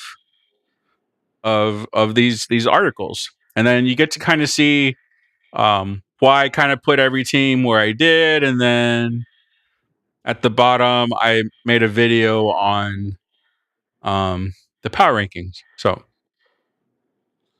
Yeah, I yeah, really enjoyed reading that. Enjoyed doing that. let's see. Yesterday I just dropped the defensive tackle one. So if you have a chance, go check that out. Nathan and Jaden Winter are highlighted on the graphic. I dropped the receiver one yesterday. The UTRGV needs a QB1. Jacobson and Rangel give Coach Bush a real decision. So I Hmm. dropped that yesterday. So if you want to know what's going on in the quarterback room, check that article out. Defensive tackle room, and then Marco wants running back tomorrow. I want running So backs. we're gonna talk about running backs tomorrow. We also did an article on Ian Box, one of the guys that we were really hoping to see him this year, and right Hmm. now he's not currently on the roster. We wish him nothing but the best, Yeah. right? So had an opportunity to reach out to him. He's doing well. He's all good, and didn't get into the why, what, where, and how. Wasn't Hmm. my business, but we want to wish him blessings because we're all former athletes at one point. Yeah. You never know. He might come back. You never Hmm. know, right? But he was a guy that had 20% of the sacks coming from last year came from him. Oh wow. So that was a big deal that we talk about in this article, what that effect is, who's going to step up. We got Percy, our homeboy Amari left also. So Yep. with him and Amari, that's 10 sacks that from last year that are not there. So who's going to step up? I go into that in Yep. that article. So definitely check that out. And then a See. year one, you revisited year one, part one. Oh, This yeah. is a cool article that Marco did for the first 3 games of last year, analyzing them and talking about what happened, the excitement, what's behind it from a fan perspective. Mm-hmm. So a lot of cool stuff. What do you got cooking for this the rest of the week, Marco? Well, I'm gonna start working on year 2 on part 2. I'll have that next week. But man, one thing I'm learning, it takes a lot of time to do these videos well. Yeah. Shout out to Tony Guts, man, from Shattered Media, because he does that. He's actually going to be on Sunday. Yeah, he's on this Sunday. Yeah, I talked to him man. today, and him and Harvey Williams from OG and the Kid are coming on this Sunday. We'll have that announcement, the graphic, Shattered Media, Vaquero Up host, Tony Yeah. Guts is coming on, a professional, man. You know, I'll be Yeah. honest, some of the stuff I try to do is what he's doing, Mhm. and he just knows what to do and knows how to do it, and we're excited to listen and hear his story on Sunday. But Marco, you're getting better faster than I am. So, and that doesn't surprise me, honestly. You're much more talented when it comes to this stuff. But I just like the level of our content of the way it's improving. Yeah, I it's look definitely back at some of improving. this stuff, man. It's like night and day. Yeah. Like I'm having fun making these videos, but man, it's a lot of work. So the people that do this professionally, like him, and man, it's kudos to them. Like it's a lot more work than I thought. It is. And then the voiceovers. Marco says I sound sad on my voiceovers. So I guess I have to be more a little bit upbeat on my voiceovers. Hey, hit that golf one, man. Look at this. Yeah. Your boys are So doing golf. We're not skipping anything. I don't know if anybody recognized this. We did a golf article. We did women's basketball, men's basketball. We yep. got track and field cooking. So this one's an article. If you can talk about this one, Marco. Yeah. So this one, Bogdan Sandrini, I'm guessing that's how it's pronounced. He's French. He's transferring in from Central Arkansas. He just committed a couple days ago. I saw the announcement. And again, as all the commits that I see, I mean, I'm going to try to do some profiles on them, especially in players from sports that are not like baseball, basketball, football. I want to recognize like every sport. And Yeah. I mean, we know that the men's golf team won the conference last year. I mean, so Huge. it's I mean, big news. You're adding a guy to the team, and from what I saw from the coach, Houston Moore posted, I think he had like 4 top 10s and 1 top 4 last year. Bogdan did. So I mean, golf is a hard sport, man. So to be able to finish at the top like that consistently, it's just only a good addition to the golf team. Yeah. Can you click on the high school one on the top High next to school. baseball? Oh, All this. the way top. I'm trying to, because the Zach Gomez article, I don't know what category it went under, but this Saturday and Sunday we have Zach Gomez Academy, quarterback and receiver academy. Are you going to be So able to we're go to excited that? for that. Yeah, see, I got to see where the tags go on that one, because I don't see it on here. If you go home, You probably did maybe it's football then. football. Zach Yeah, I gotta see. Gomez. Or did you? Yeah, we need to figure out the categories on here. Make more of them. Yeah, I think that's maybe what we need to do. Yeah, because we've got is be able to see, because like we're moving pretty quick, right? Yeah. And some of these like you just dropped that Aaron McGuire one. That was a really good read. If you guys women's basketball, Aaron McGuire is a returning player that Coach Lord talked about in his last press conference. So we did an article about her and I think she was going to bring. think she was playing overseas in the summer, so she got some good experience over there. Yeah, she was playing in the 3-on-3 thing too, Oh which is yeah, pretty crazy. So that's a fun one to do, and I'm trying to really, find your article. that's my fault, man. What I was it probably didn't called? tag it. Yeah, probably. What was it called? Zach, just put Zach. See if at least I tag Zach. There There we it go. is. Oh, Oh, you it's put it in the under Rio Rio Grande Grande Valley. That's my fault. I should have just put it under high schools. You put high school and then football. Yeah, I need to put Yeah. just football. What do I put? High schools, or what do I need to put next time? I would put high school and football. Oh, okay. Well, Yeah. this is a So big like, one, you guys. This yeah. weekend, we'll be out there. Are you going, Marco, or is it just me? Are you going to be able to go? I'm gonna try. I'm gonna limp my butt over there. Am I going to have to wheel you around? Nah, man, forget that. You can't push my big butt. But Zach is a really cool local quarterback trainer, and he's bringing some of the best quarterbacks in the valley and outside of the valley to a camp this weekend.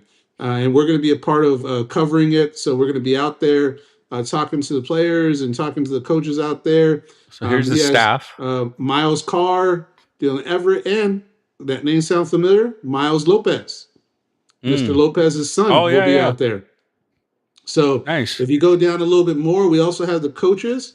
So you got Mata, you got Sweeney, Kyron Lee. All those guys are going to be out there. In the bottom, go down a little bit more. There's some pictures of them on there. So Oh, there I'm we go. Yeah. excited to be out there with them and really just see the talent in the valley and see the future talent of the valley, because they're going to have some young gunslingers out there throwing the rock around. And then they're going to have some Yeah. receivers coming out Sunday. So I know Okay. that Sonny Rattler is going to be out there. We interviewed Sonny previously from Sam Benny, and we have some other receivers. Sweeney Four-Way we've interviewed, so that's pretty cool. Mata we've interviewed before. We didn't interview Alex Green. That's interesting. I'm going to reach out to that guy. That would have So been nice to interview. you never told me what time this is happening. 9 o'clock. 9 till what? I don't know the time until what time. I think it's 9 to 1. Okay. Actually, it's right there. If you click on it, Oh, there it is. yeah, I posted on the bottom. It Oh, says 2-day camp. So it's 9 to 1 and 4 to 8 p.m. Obviously, Sunday we can't stay till 8 because we have a show to do that night. But I'll probably be there for sure Saturday and at least at the beginning on Sunday. yeah. So I mean, I can't be out. I can't be out for 4 hours in the sun, but I will go as long as I can. all good. I'll be out there limping around. So we're Yeah. So excited about that for Zach Gomez. We'll be doing some content. I might go live. I don't know. See who's Yeah, out there. Put the tripod on. we'll I both have some go live. Yeah. microphones and see who we can interview. A lot Yes. of the I know Drayden Espinoza is going to be out there. Hassan Woolry is going to be out there. The McAllen Mackay quarterback's going to be out there.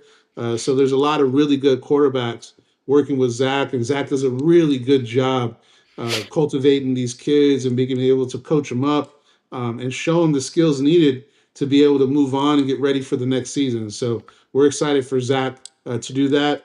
Act Athletics has a combine coming up. I know that's Adonis, our guy that we interviewed doing that. And then Mark Lozano with the RGV Line Academy has something also going on this month. So everybody's trying to get these things in this month because next month we're rolling.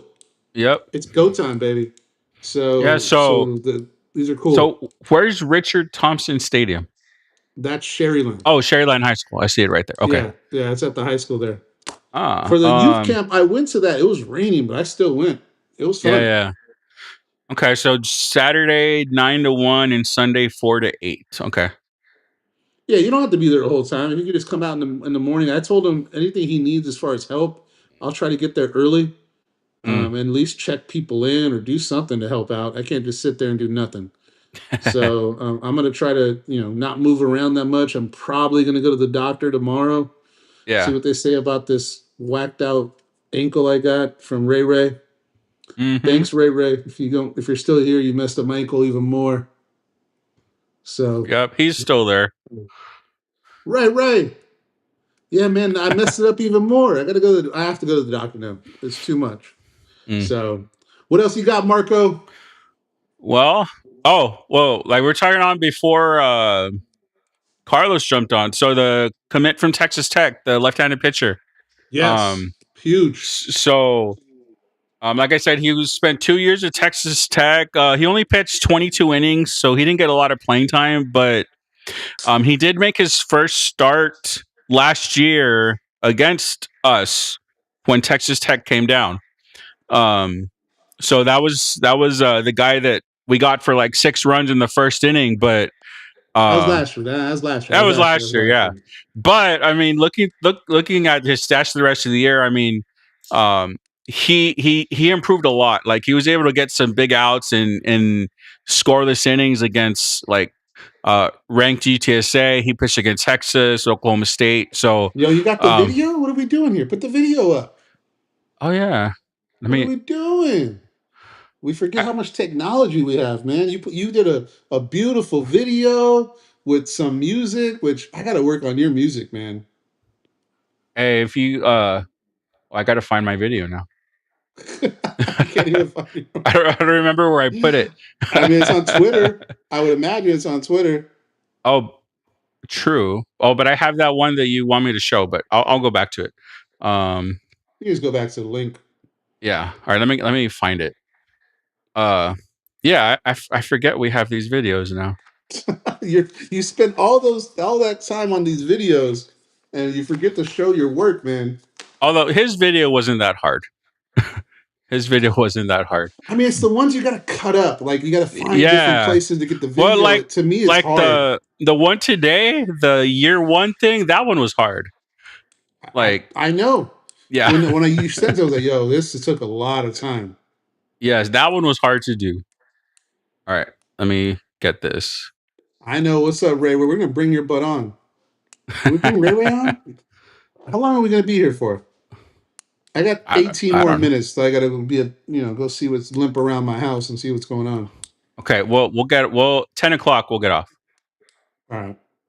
Let's see. Espinosa is just another transfer. Think again. The former Texas Tech left-hander is headed to UTRGV. I don't like listening to my voice. But if you only look I don't at like his stats, you're missing the bigger picture. We're looking for the content. Espinosa was once a top 150 national recruit and one of the highest-rated lefty pitchers. Here, we'll do that. I don't have to listen to myself. We don't want to embarrass you. You can do the subtitles. I mean, he's playing against good competition. Look at Arizona. Yeah, and here's against Texas. I mean, so I mean, he did get a lot more playing opportunities the rest of the season, and he did improve.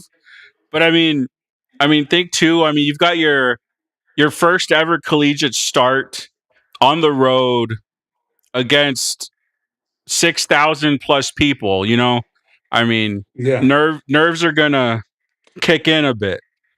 He was a little wild that game. He did walk some people, give some free passes, but you know, like I said, there's something that Derek Matlock sees that aside from the stats that we should be excited for. I mean, getting somebody from a big school is always good. Getting somebody that pitched against great competition is always good, right? Get him down here, give him a reset, see if he can come in, and year two. So we're not. Hopefully he's a Saturday starter. We got that's our Friday starter, right? Man, we've got some good pitchers coming in, so there's going to be some competition. What did you do on the bottom? I don't know. What is that? Oh, cool! Look at you. That's been there the whole technology. That's been there the whole episode. Really? Yeah. I'm telling you, I got the iPad. I'm waiting to buy the computer. The ticker, yeah, that's been going since 8 o'clock. I don't see it on the iPad, man. Oh, that's why I got to get the computer. But I'm waiting to get that account open. For some reason, I haven't been able to go, but I got to open up the business account and get that cracking.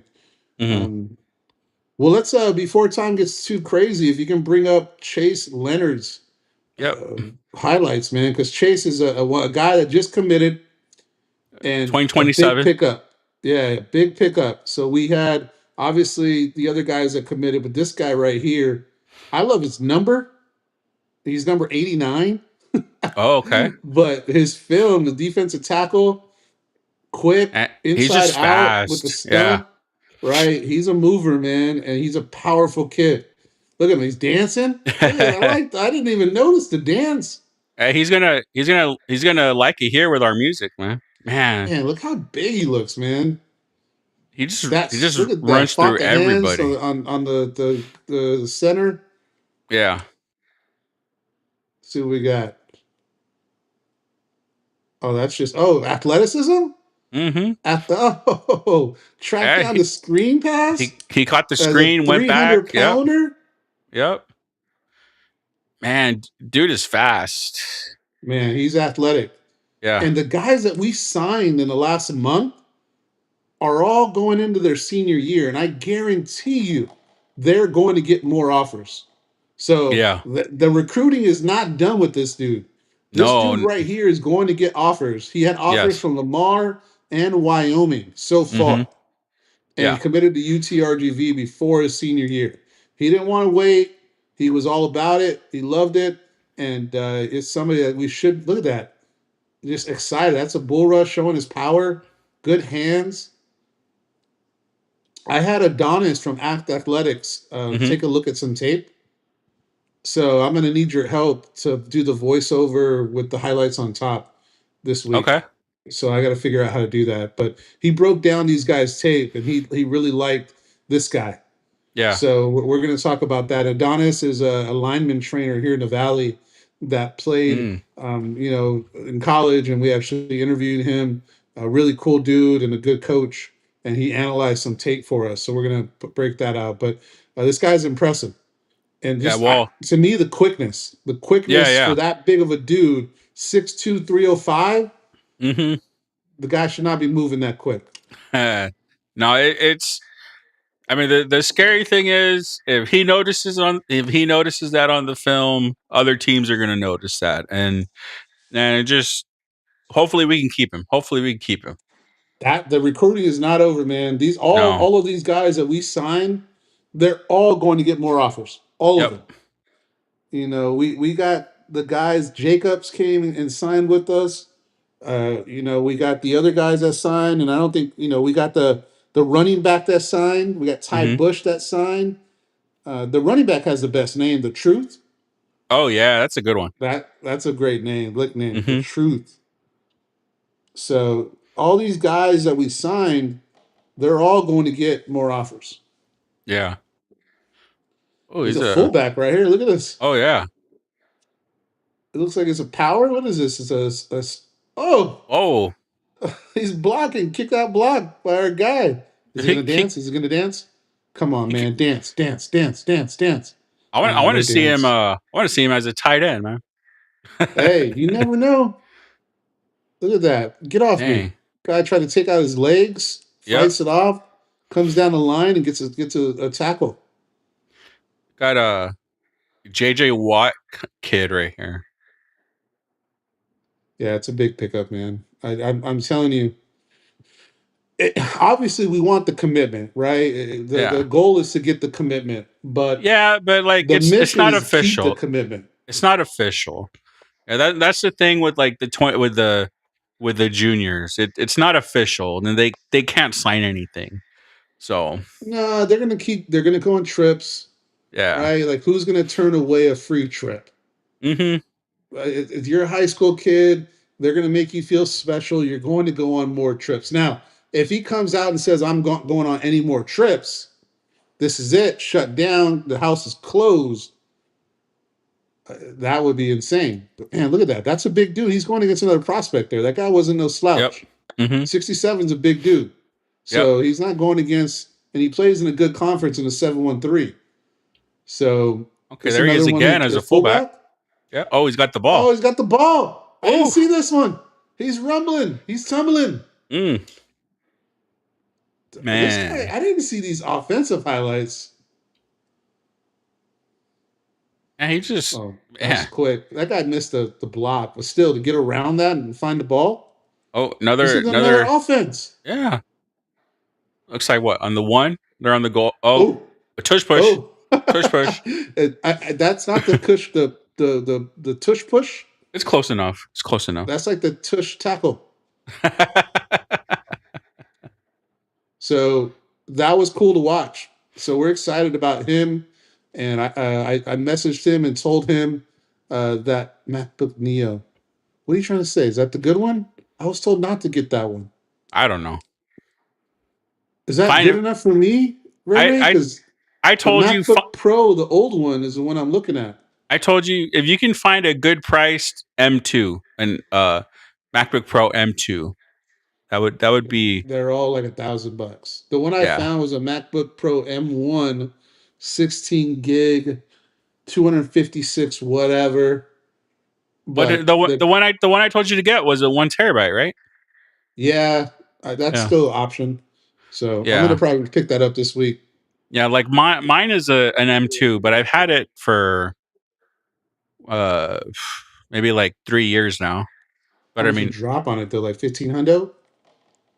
I don't remember, but I mean it's definitely been worth it. I use it for everything. Yeah, I mean, I'm going to get it. It's just like it literally does anything I need it to do. Like I can plug in my guitar and play through my computer. Like my computer is the amp.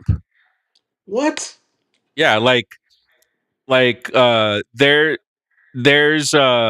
like adapters like you can plug into your guitar, and then there's like a whole program on the computer that acts as an amp, and you can customize the sounds and everything, and then you just play through headphones.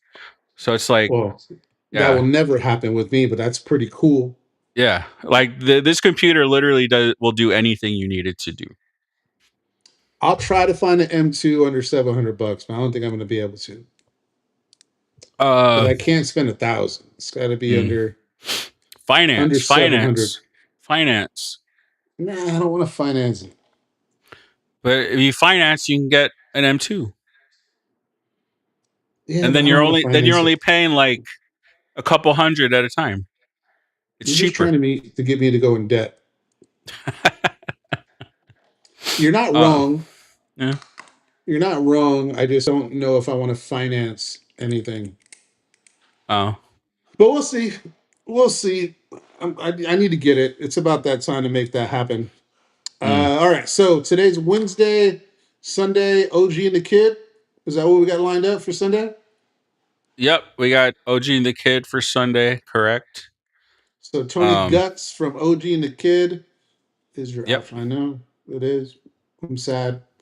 And Harvey Williams. So it's Tony and Harvey. So Tony's from Shattered Media, right? So that's been there the whole time? Hold on. What happened to this? See, I don't know, man. I think the ticker was wrong. Did you mess it up? I didn't touch a darn thing. I don't touch anything electronics, especially when you're doing it, because I don't want to hear you complain. No, the ticker was going the whole time, but it is not right now. It's one of the apps on the FMUX. There we go. I mean, you can put the ticker within FMUX. There's an option there. You don't need another app. No, this one was easier to do. Oh. It let me like space it out.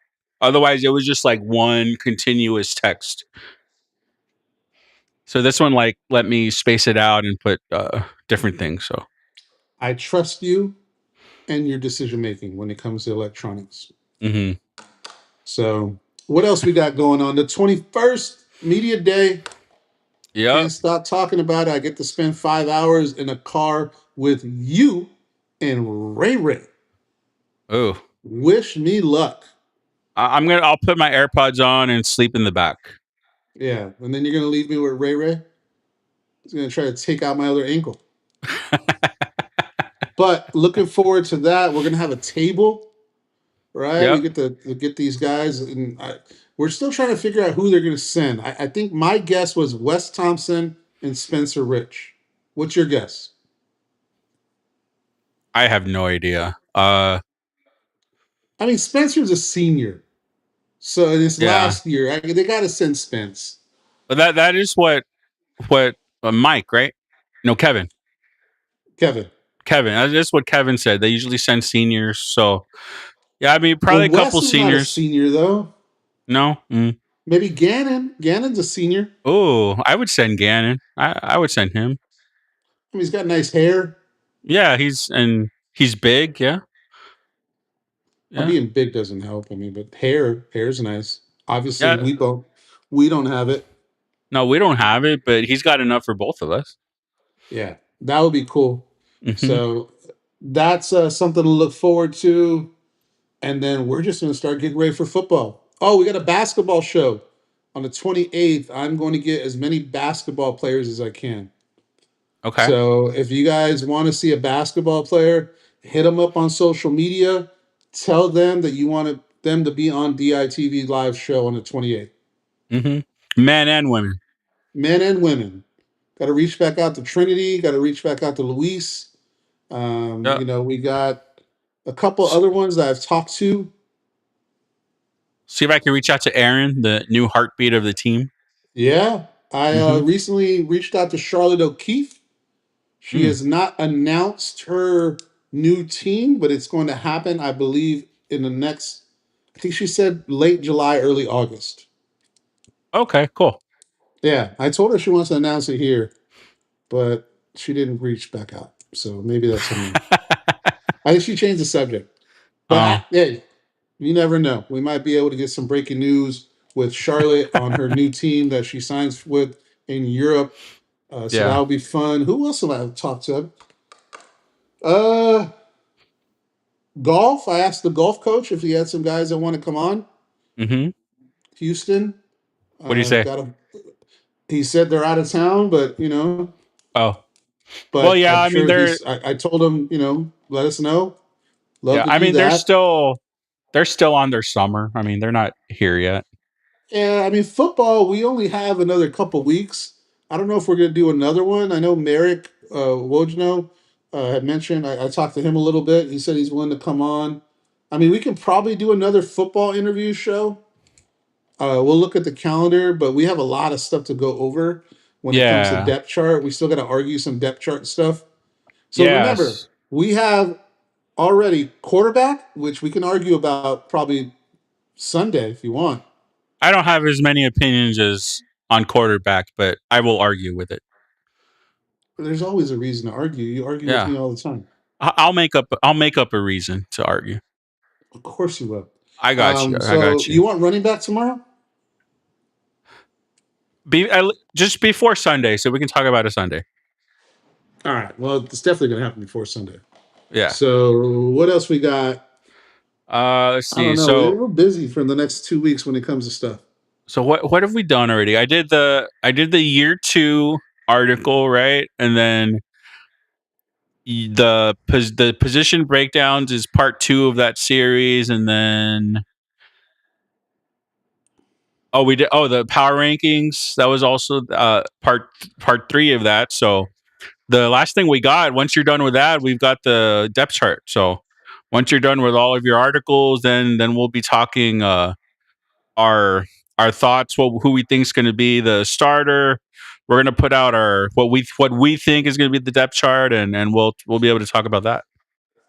Yeah, and then we're also going to come up with one promotion for RGV Tours. Oh yeah, because we got some stuff that we can give away to you guys. Some away games going on. We want to give something away.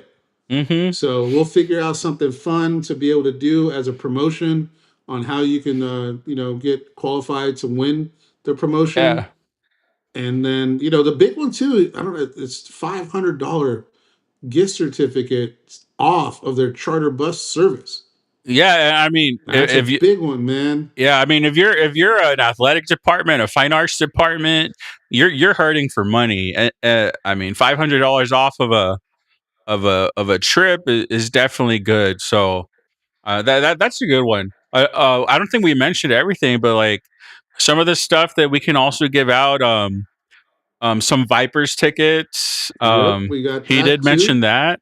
Also, the corral. We got the corral. The corral at the baseball games. Maybe we can have a DITV night one day and get Miguel out there.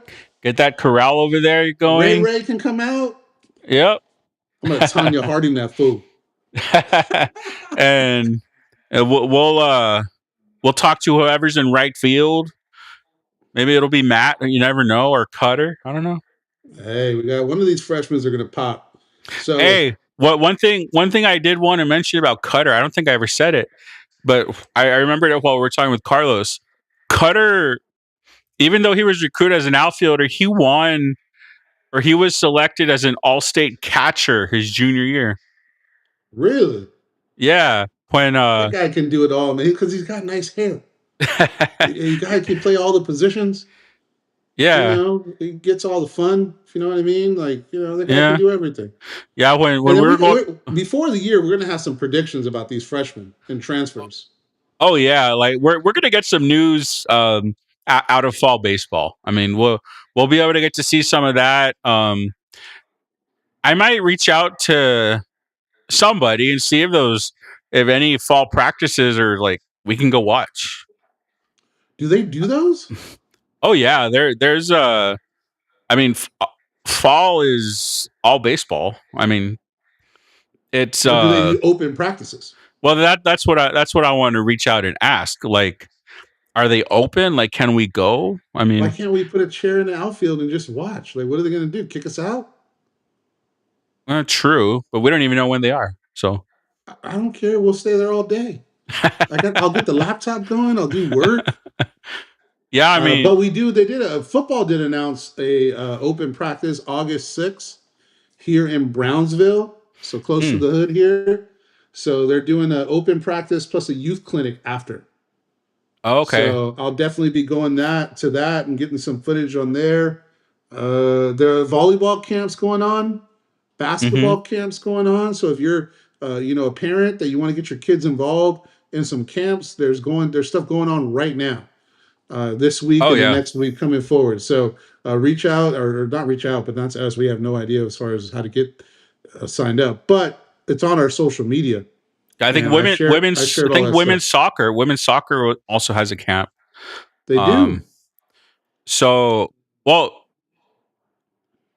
the basketball practices, are those closed? Yeah. They are? Yeah. Okay. They are closed. They don't open. What about the football practices? They're closed. Okay. So then that open practice is the best opportunity we're going to have. Yeah. So then, no, I'm just thinking then the baseball ones are probably closed also. They probably are, but yeah, the VPC is right behind the field, and True. you can drive around the VPC. Like so, if we might be the only people looking for baseball practice. I don't think anybody's Probably. ever. So think about this: what if nobody's ever tried to go to a practice, and they've been open the whole time? That's true. I'm just gonna message Matlock. I'm just gonna go. Are you? We're gonna. How many players have we interviewed, man? You don't think one of them will tell us what time our practice is? True. We could just ask them. Yeah. Yeah. Let's ask. Okay. Forget all this. We'll just ask them. Yeah. We'll just ask the players. Yeah. We'll just ask them. Okay. I've got some comfortable chairs, man. I'll bring my freaking rocking chair made for the big boys. And then I'll bring the sunflower seeds. And is it, when do they start practice? I don't know, but I know fall. I don't know when they start, but like all fall they're playing. I can just fall ball. Yeah. Where do they play? Well, they play amongst themselves. Oh, that's what it is. Yeah. I can just see us now like on the front page of an article, like we're like with binoculars. Someone's taking a picture of us. Yeah. Like I look forward to that. It's like hey, any press is good press for DITV. Who was it? I hope we get arrested. Michigan got in trouble with that, right? Like DITV spying on the baseball team. Yeah, they did. That's why Harbaugh left. Yeah. Freaking spying and then bounced out. He dipped out. Yeah, so DITV spying on the baseball team. That's going to be the cover article. Hey, any press is good press, man. Any press is good press. If I got to get taken down and maced, you're getting taken down and maced with me. So I don't know. It's an idea. Why not do it? Yeah, I mean, I never Hey, thought about I it. got a drone ski. I can do the drone ski during practice. No, you can't do that. Says who? The police? You're just remind me of my wife. Tell me I can't do No, that. you that you can't do. I'm leaving you alone if you do the drone. Come on, man. Are you a rule? Are you like a rule follower? I mean, not You're all a the teacher. time, You're but a rule follower. I'm not getting arrested because you have a drone.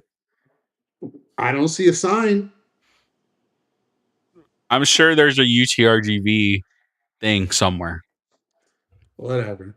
Well, any press is good press. We'll get out of jail quick. Don't worry.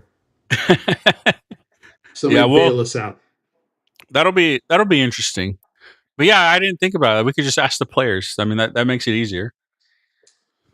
Yeah, man. I But asked was the it? player yesterday when camp starts. He told me for football. So when is it? I'll tell you right now. I don't have to say who it was. No, just when is it? Hold on. Is it the day that we thought? Hold on.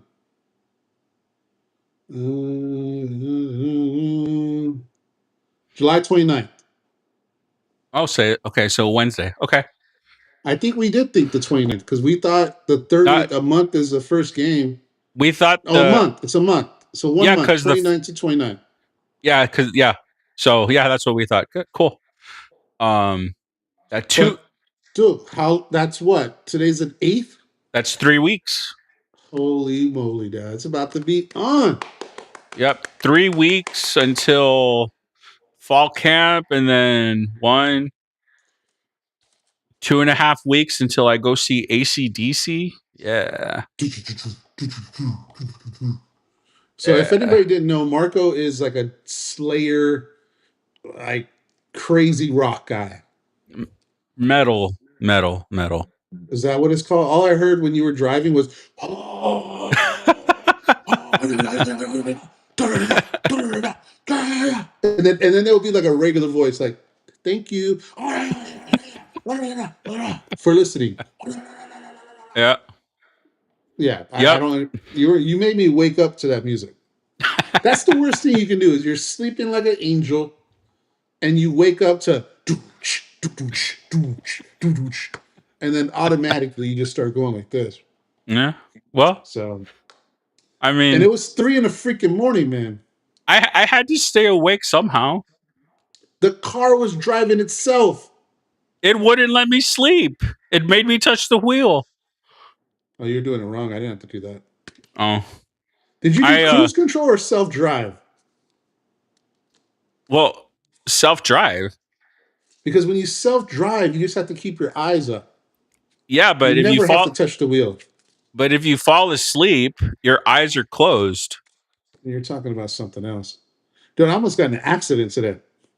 I was going down, a rural road to the property over there, and the dude looked at me, and he pulls in front of me, and then not only does it pull in front of me, I'm not even in the right hand lane. I'm in the left hand lane. Instead of going straight, he swerves over to the other lane, like I'm gonna miss him if he swerves over to the lane I'm in. So the wife was not happy, and we almost took an L. And this was before the leg injury. Okay. So it was like, then I got injured. Yeah. But the RV is clean. We cleaned out the RV. I tested the water. The water's working. So the 2 RVs that we own and the house are ready. Well, the house is already rented. The RVs I'm gonna probably rent out. Okay. Try to make some cash money, man. Yeah. That's I need that too. So. We all need that, man. I haven't bought shoes in 2 years. Shoes are important. That's probably why your ankles are messed up. I got the same shoes. I don't, I work from home. I wear sandals. I don't wear these shoes ever, so they're not old. I used to buy shoes like once a month. Once a month? Yeah, dog. I had a problem. I wouldn't say once a month. There was like 5 pairs of shoes a year. So 5 or once 6. every 2 months. Okay. Okay, maybe 7. Yeah, like 7 pairs a year. I get like one a year. What's your favorite pair of shoe in your closet right now? Shoes. And we're 10 minutes over. We always do this. And still, more people. There's 60 people here. I'm telling you, people like listening. I think it's just it's late. It's 10 o'clock. What's Well, in your closet right now? What's your favorite pair of shoes? well, I don't keep my shoes in my closet, but What kind of animal are you? Where do you keep your shoes? wherever I take them off. Are you serious? Yeah. You're that guy. It's usually right next to the bed, so they're not like everywhere. But Under Armour shoes. That's what I like to wear. Well, that tells me a lot about your shoe game. It means it sucks. But I have You know like who wears Under Armour? I don't know. UTRGV people, and that's it, because they have to. I went to UTRGV. What you weren't on the sports team that had to wear Under Armour? Why are you wearing those bad shoes? They're good shoes. That's why. No. Nike, Actually, baby, all day. Jordan. Actually, no, I don't. Actually, the ones I have now are not Under Armour. They're Nike Metcons. Nike Metcons. And then like a running shoe? Yeah. Or no, it's a cross training shoe. I always feel funny when I see a big dude like me wearing running shoes. They're not running shoes. They're cross training shoes. That's the same thing to me. Oh, well, they're not. E-type. What the hell is E-type? I don't know. What's that, a wide shoe, Ray? Oh, probably. But I have a bunch of Jordans in another room that I don't wear anymore because they hurt. What size are you? 12. Wait, you got size 12 Jordans right now? Well, some are 12, some are 12 and a half because I learned I needed to size up. Yes. Your foot grew? No, but the Jordans, they fit small for me, so I had to go up half a size. So are these old Jordans, new Jordans? What kind of Jordans are these? No, they're not. They're not old. Like they're a couple years. I might have to go steal your Jordans. I'll sell them to you. What type of Jordans you got? I mean, they're not great ones. You got the 3s? The 4? Okay, hold on. They're just one. Hold on. Before you say anything, I am 95% sure you're talking about Team Jordans, you loser. What? Team Jordans, not real Jordans. They're Air Jordan 1s. Oh, okay. Now we're talking. Yeah. What I'm saying that you probably were talking about the ones that aren't even like Jordan 1 through 20 whatever. Like they're the ones that the teams wear, the fake, like the not cool ones. Oh, no, they're ones. Oh, yeah, I did see your shoe game. You got some shoes. I remember seeing that. When? So you have Jordans, and the first thing you told me was Under Armour? Well, I don't wear them. Then why give them up? Give them to me.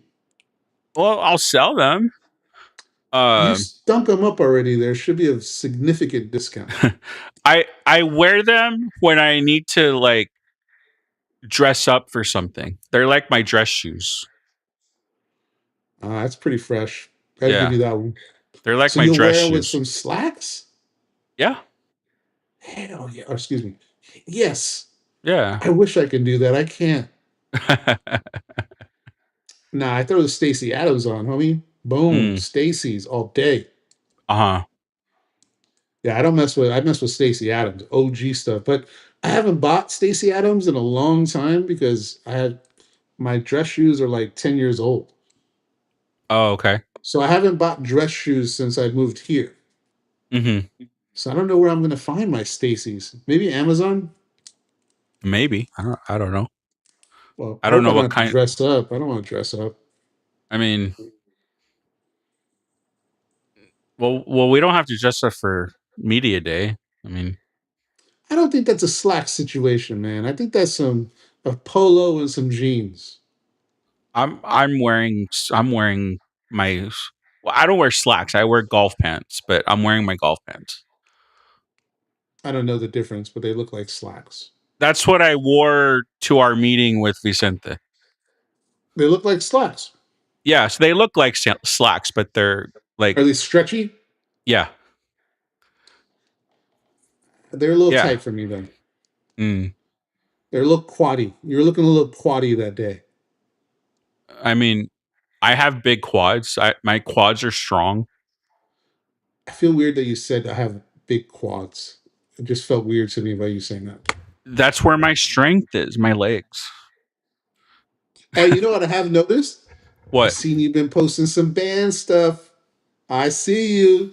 Don't act like I don't pay attention. I seen I've a been couple band things, and I seen one odd, like, I don't know what it was, horror movie post. I was like, what is this? What's going on here? I'm trying to find people to go with me, but nobody wants to go. Yeah, because nobody wants to watch that movie. But yes, back to the band thing. I have seen multiple posts in the last 3 days. So yes. the reason Don't give me an why excuse. Give me good news. Give me good news. No, I'm not giving you an excuse, but the reason why I'm posting because so I mentioned before how I did like it is essentially like professional marching band. And it's that activity takes place in the summer. So like that their season is just starting. So like there's a bunch of videos coming out. So yeah, the season for that runs from like now and until like mid-August. They have their championships in like August 10th, 12th, somewhere around there. So yeah, that's what I've been reposting. They've been like having their first shows and I've been watching those clips. So what instrument were you in this professional band? trumpet. I mean, and that's the instrument. That's my main instrument, trumpet. Do you hold it with two hands, trumpet? Yes, you hold it with two hands. Is that why you do that thing with your finger? No. Or is that something else? That's just my hands feel weird, so like I have to do something, and I don't know. That's just that has nothing to do with that. I thought it was because of the music stuff. No, that's just like a thing. I don't know. Oh, just whatever. So trumpet, huh? Yep, trumpet. I had you as a tuba player for some reason. No, I was not a tuba player, but no, it's to be honest, like I kind of stepped away from that world too. Like after I stopped teaching marching band, like kind of the same reason I did high school football. I just stepped away from all that because it just was too much. Like I got like just overwhelmed by all of it. Have we talked about band on a show? No, we haven't, huh? No, I know I don't me and you think have so. talked about it. I don't think on the show, no. Well, we should probably talk about it a little bit. I'll talk about it a little bit. I mean, we're already 18 minutes over. I know. We'll talk about it next. Let's give me the 2-minute special. Okay. So I'm a music teacher. I've taught high school band, music, middle school band, elementary music. When I was in college, I did like a professional marching band thing. That's the easiest way to describe it. But my first job was in Rockdale, Texas, which is like a small 3A district in the Austin area. And in 2017, our football team won the state championship that year. And it was cool, but we only had 2 Fridays off the whole fall semester. Oh, life sucks. Life sucks. It's crazy. We had the first week of school off because the season hadn't started yet. And then we had our bye week off, but every other Friday, the rest of the semester, we had a football game. And the state championship game was the day after we got out for Christmas. So it was like no life. No life. And the thing with band, which if you've never been a part of it, you don't know. Like Friday nights is not where it ends. You have a lot of things Saturdays as well.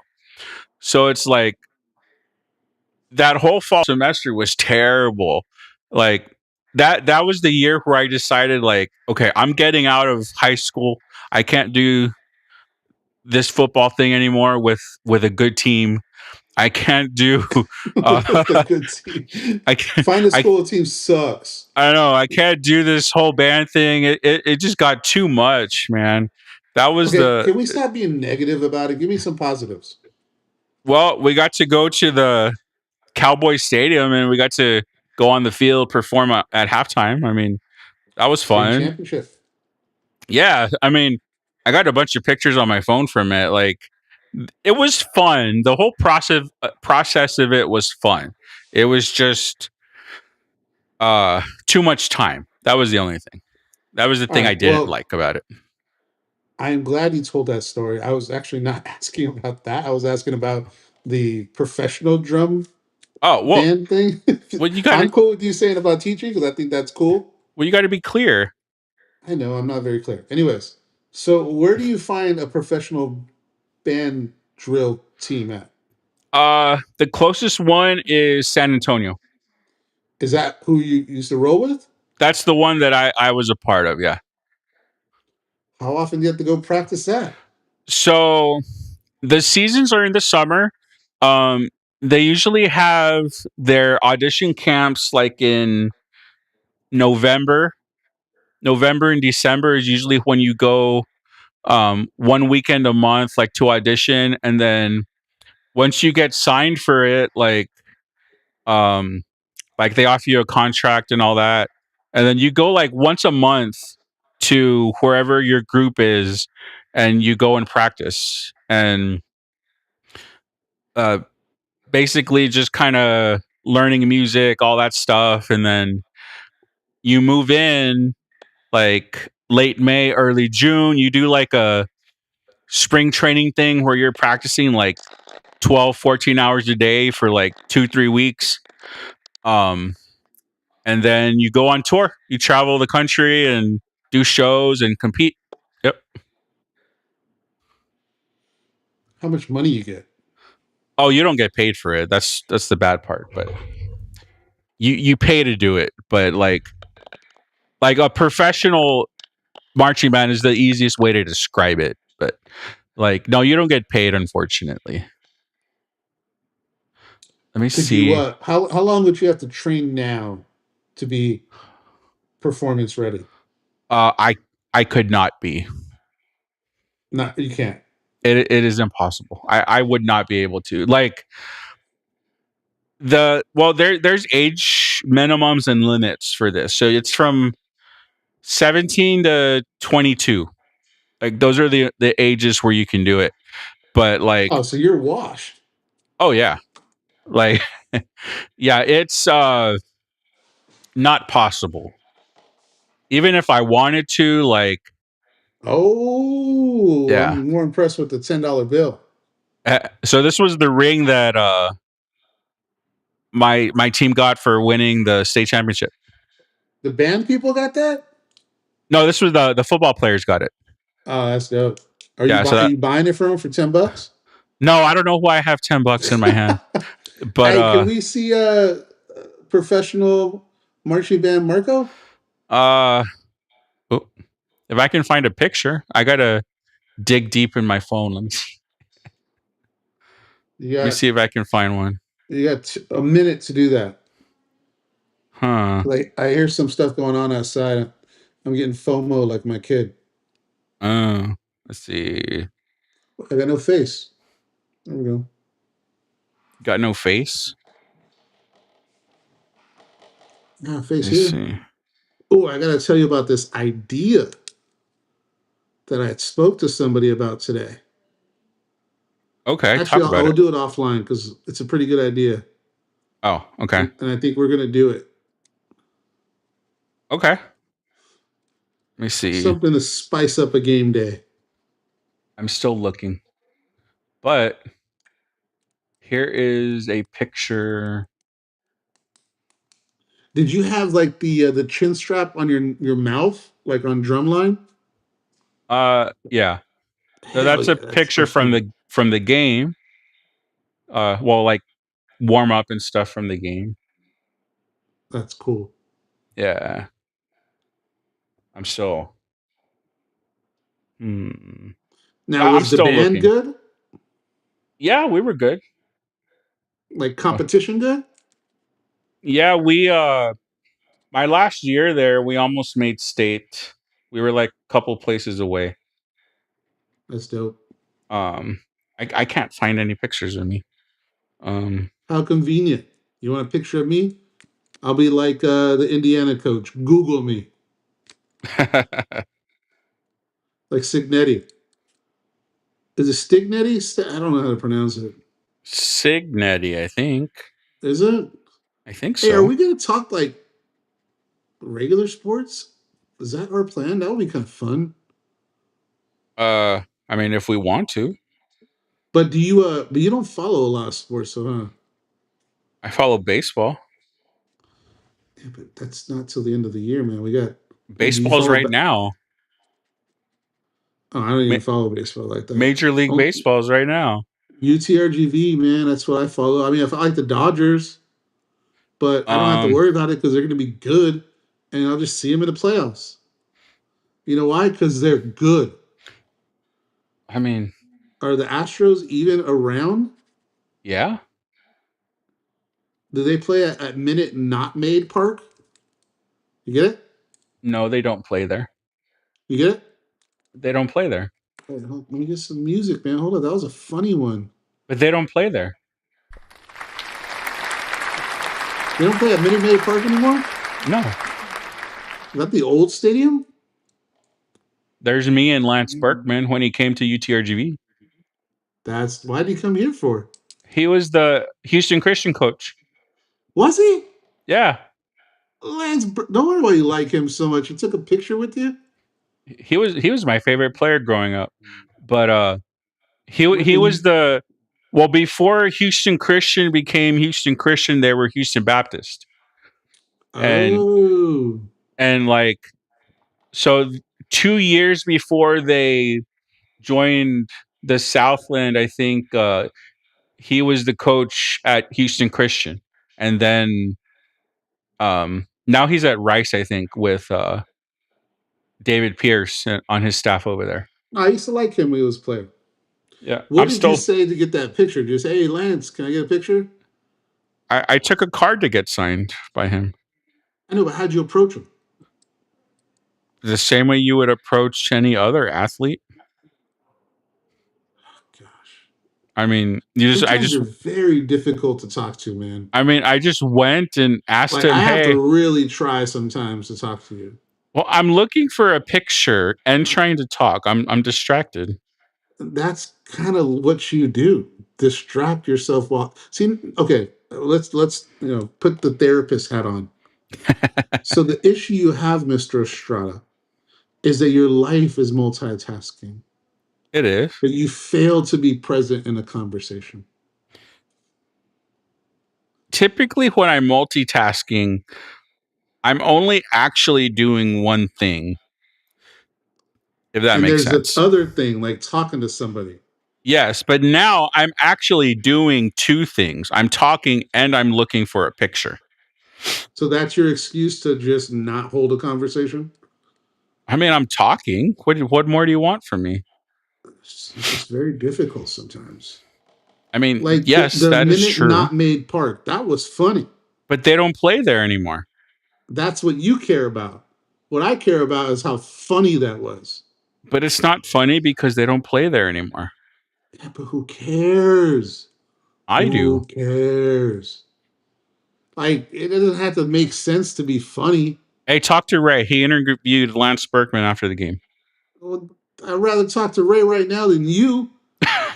Shoot. Ray, if this was earlier, I would have brought you on, and then he could be playing with his phone. I'm trying to find a picture. That would probably be cool. That would have been cool, yeah. I have to have a picture somewhere. I just don't know where it is. Hey, what did you do with the cards? Oh, excuse me. You frame them or do anything with the cards you made, and we got autographed? Excuse me. I haven't I haven't put them up yet. They're just in the other room, but I haven't put them up. I got to figure something out because I got my office. I got a lot of wall space, man. A lot. I can do something cool in here. I got a couple things. I got the schedule. I got a towel, and I got a picture my girls give me for Father's Day. But I got a bunch of other stuff and places to put. So I got the Eddie Lee hat signed. I got the Tony Diaz signature. Nice. I got all the baseball cards. I got Wes Thompson, Peanut, DJ, Ace, Amari. Hey, Herb Dean. Yeah. Dude, my wife's like, we always watch UFC, and whenever Herb's on, we're like, Herb Dean. Yeah, I went He got to. in trouble the last fight because the dude was throwing elbows to the head, and Big Herb wasn't calling it. Yeah, like Herb Dean, babe. See, I wife's went Herb to Dean. I went to a UFC fight in Austin when I lived up there, and he was like taking pictures with like a bunch of people like between fights. So I just went over and got a picture. I like Herb Dean. For some reason, I feel comfortable when he's in the ring. Yeah, he seemed really cool. Like He was I a mean, fighter, Dad, back in the day. Yeah. I don't know if he's still a fighter, but he was. Probably not anymore, but I mean, yeah, that was I think fun. for a while he was.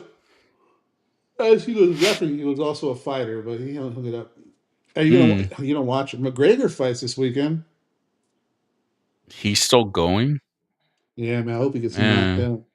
When that fight I went to was a fight. It was a fight night in Austin, and it was Cowboy Cerrone was the main event. Yo, how did you do that? Did you screen share? No, I made a new layer. Ah, that's what it was. I was like, Yeah. you did that quick. And then I deleted the layer. So. Cowboy Cerrone, he used to have that YouTube show about his ranch. Oh yeah, that was a fun show. He was like, I stopped fighting, but I just juiced up. I'm just swole. And he was swole. Yeah. And not to make I'm not endorsing anything that Joe Rogan says, but there is an episode of Cowboy on the Joe Rogan Experience that is a really good listen. Like Cowboy talks about like this time I think he went like cave diving or something and like almost died. Yeah, that fool does crazy stuff. I want to cuss right now, but I'm not going to. You know what? I mean, I'm not. Nobody wants to get into politics because politics is whack. But I like listening to Joe. Sometimes I do. It depends, but I mean, some of it gets a little bit, you know. But there's some conversations that I enjoy with Joe. Like his stuff he does with Chappelle is dope. He's done a few. A cool listen, man. Yeah, he's done a couple with Arian Foster, and those were good ones too. Yeah, I never seen that one. But I just watch the clips. I don't watch the full show. Oh, okay. Well, it depends. Like if it's a guest I want to see, like Arian Foster, yeah, I'm gonna watch everything, or whatever. But man, I can't find anything. It's got to be. Have you seen Drumline? Of course, yes. That's not of course. First of all, that's a valid question. That's a question would not have surprised me if you said no. Well, then you're not well versed in the band world. Yeah, but that's a movie that everybody in band pretty much has ever seen. Is it the best band movie ever? No, but it is a movie that they all have ever seen. Yeah, Drumline was dope. What's the best band movie? Oh, I don't know. I like Drumline. Drumline's my favorite, but a lot of people don't think it's the best one. I thought it was great. I love that movie. I like it too. Like it was fun. I watched in the theaters. Really? Yeah, man. That's how old I am. Okay. Well, how old were you when that came out?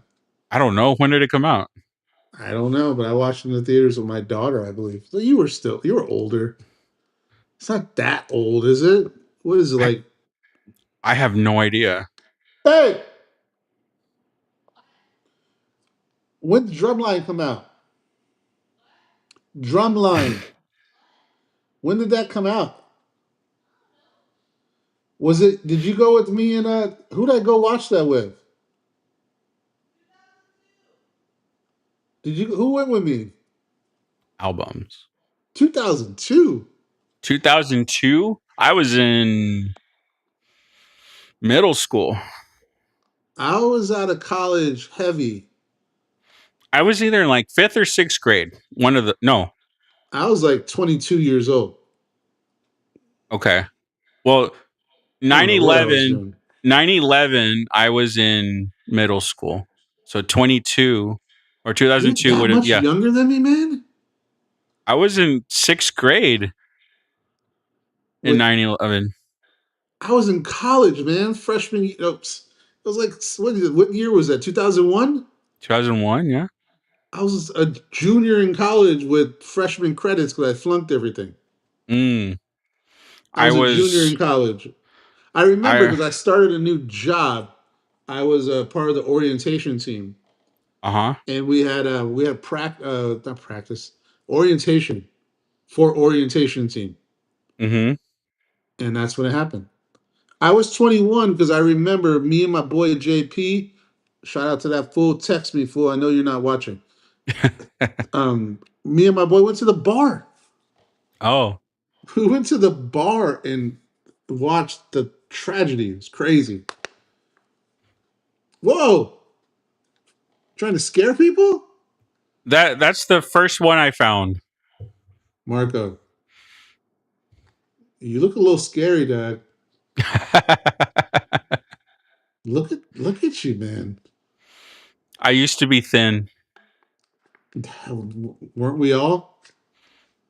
Yeah. I mean, when you're... Was Corey around for this? No. This was 2009. Oh, yeah. This is way before Corey. Yeah. So she met me when I was not as good looking. So yeah, that's how you know they love you. Yeah. But I mean, when you're practicing 10, 14 hours a day running around, you're gonna be in shape. So I was gonna say what year, but it says 2009 right there. Yeah, 2009.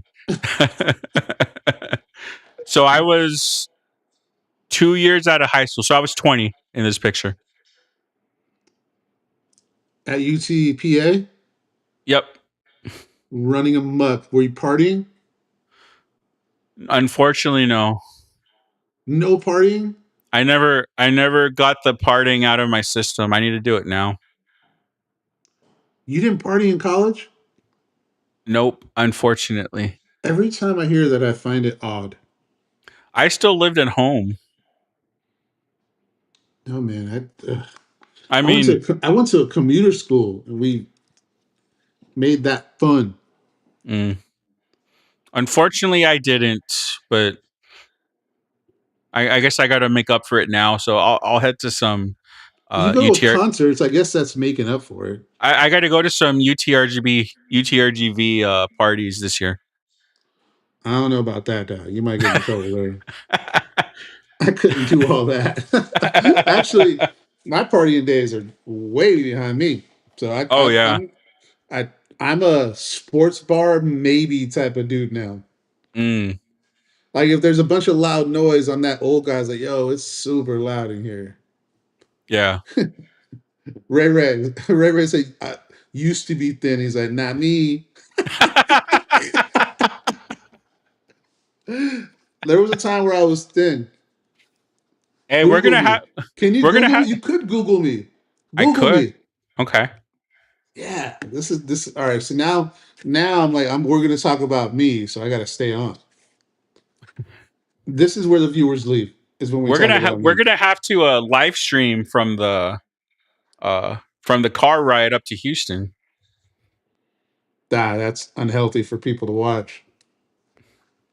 I'll You're be gonna I'll listen to be Ray Ray and you. no, I'll be in the back. Who's It's gonna gonna be argue? you and Ray. Who's gonna argue more? Am I gonna argue with you more or with Ray Ray more? Obviously with me. I don't know, man. Ray Ray likes banter. True. I spent 30 minutes with him, I think, before he broke my ankle. And dude, the guy we were arguing respectfully, like you know how I argue with you. Yeah. DITV after dark. There we go. No. Just put my name and put Carlsbad. Oh, okay. Carlsbad. And then put shot put. That's probably what you'll do. Okay. Well, I found one, but it wasn't that. It wasn't shot yet? This one. Uh-oh. What did you find? Woo! Look at that stallion, buddy. Woo! Woo! Looking sultry, son. You look like Woo-wee. you're trying to scare somebody. I'm in the vault right there, man. There's millions of dollars around me in that vault. And I'm like, yo, this is regular. That's funny.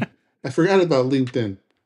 You know what's funny? That what- is my, you know what, on Microsoft Teams, Uh-huh. you have to have a profile pic, right? Yeah. So I have that top portion as my profile pic. Mm. And then I jump on looking raggedy like this. You're like, well, what happened to that guy? It's like, why, you don't look like that guy. I was like, nah, man, that was years ago. Carlsbad. That's the hood, Okay. baby. I think I found one. Well, Oceanside's the hood. I went to Carlsbad for other reasons. Let's see. See, now Okay. you're making me stay on here and talk about myself. You're the one You who know told what me my to look life it up. is. I know. I like that. Why not? Who doesn't like to talk about themselves? You made me look at you looking like somebody was going to bite my neck. You Like a asked for it. vampire. You had like a goth kind of look. Were you goth? Oh, yeah. No. Look at this guy. Oh, yeah. Oh, yeah. Look at this. Man. Hey, you had a heel injury back then too. I did. No, it was an ankle injury, but my says ankle's heel. been messed up. Maybe it's the same heel that you're hurting right now. It's an old injury, man. That was Mm. my senior year. I went to help my art teacher move out of a place, and I Mm-hmm. was just through 60 feet right there indoors, and it was in like January, so I was about to have a big time senior year, probably to Mhm. like 65. But I went to help her, and I closed the U-Haul door, and I Mhm. jumped off and straight ankle Mm. to the pavement. Do you ever mess up? You ever sprain your ankle? You feel like it hits the floor. Yes, I still feel it. Yes. LinkedIn divorce attorney. No, not me, Dad. That's why I probably should get out of here because I gotta go see what's up with my wife. Gotta limp over there. If you know what I'm gonna do, Ray Ray, I'm gonna limp over there. You know why? Because you started an injury and now it's all messed up. Now I can't walk. All right, take me out of there. But man, look at that solid, man. Look at the, little calf action. Those black. Look, you see those shoes? Uh-huh. In that era, they weren't making black shoes. Oh, okay. But this is the era of Michigan and actually it wasn't even Michigan, it was after this. There was no black shoes. So I would take shoe polish and I Oh. would shoe polish my black shoes and they would shine. They were so dope. I'm not gonna lie. I had some swag back then. They Nice. because they would shine it. So when I would throw you would see shiny shoes. Yeah. So I thought I was fresh. And then my junior year, that's when Busta Rhymes song called Woo Ha was very popular. So I Okay. used to write on my shoe, Woo Hoo-ha! I thought I was cool for that too, but probably Mm, not.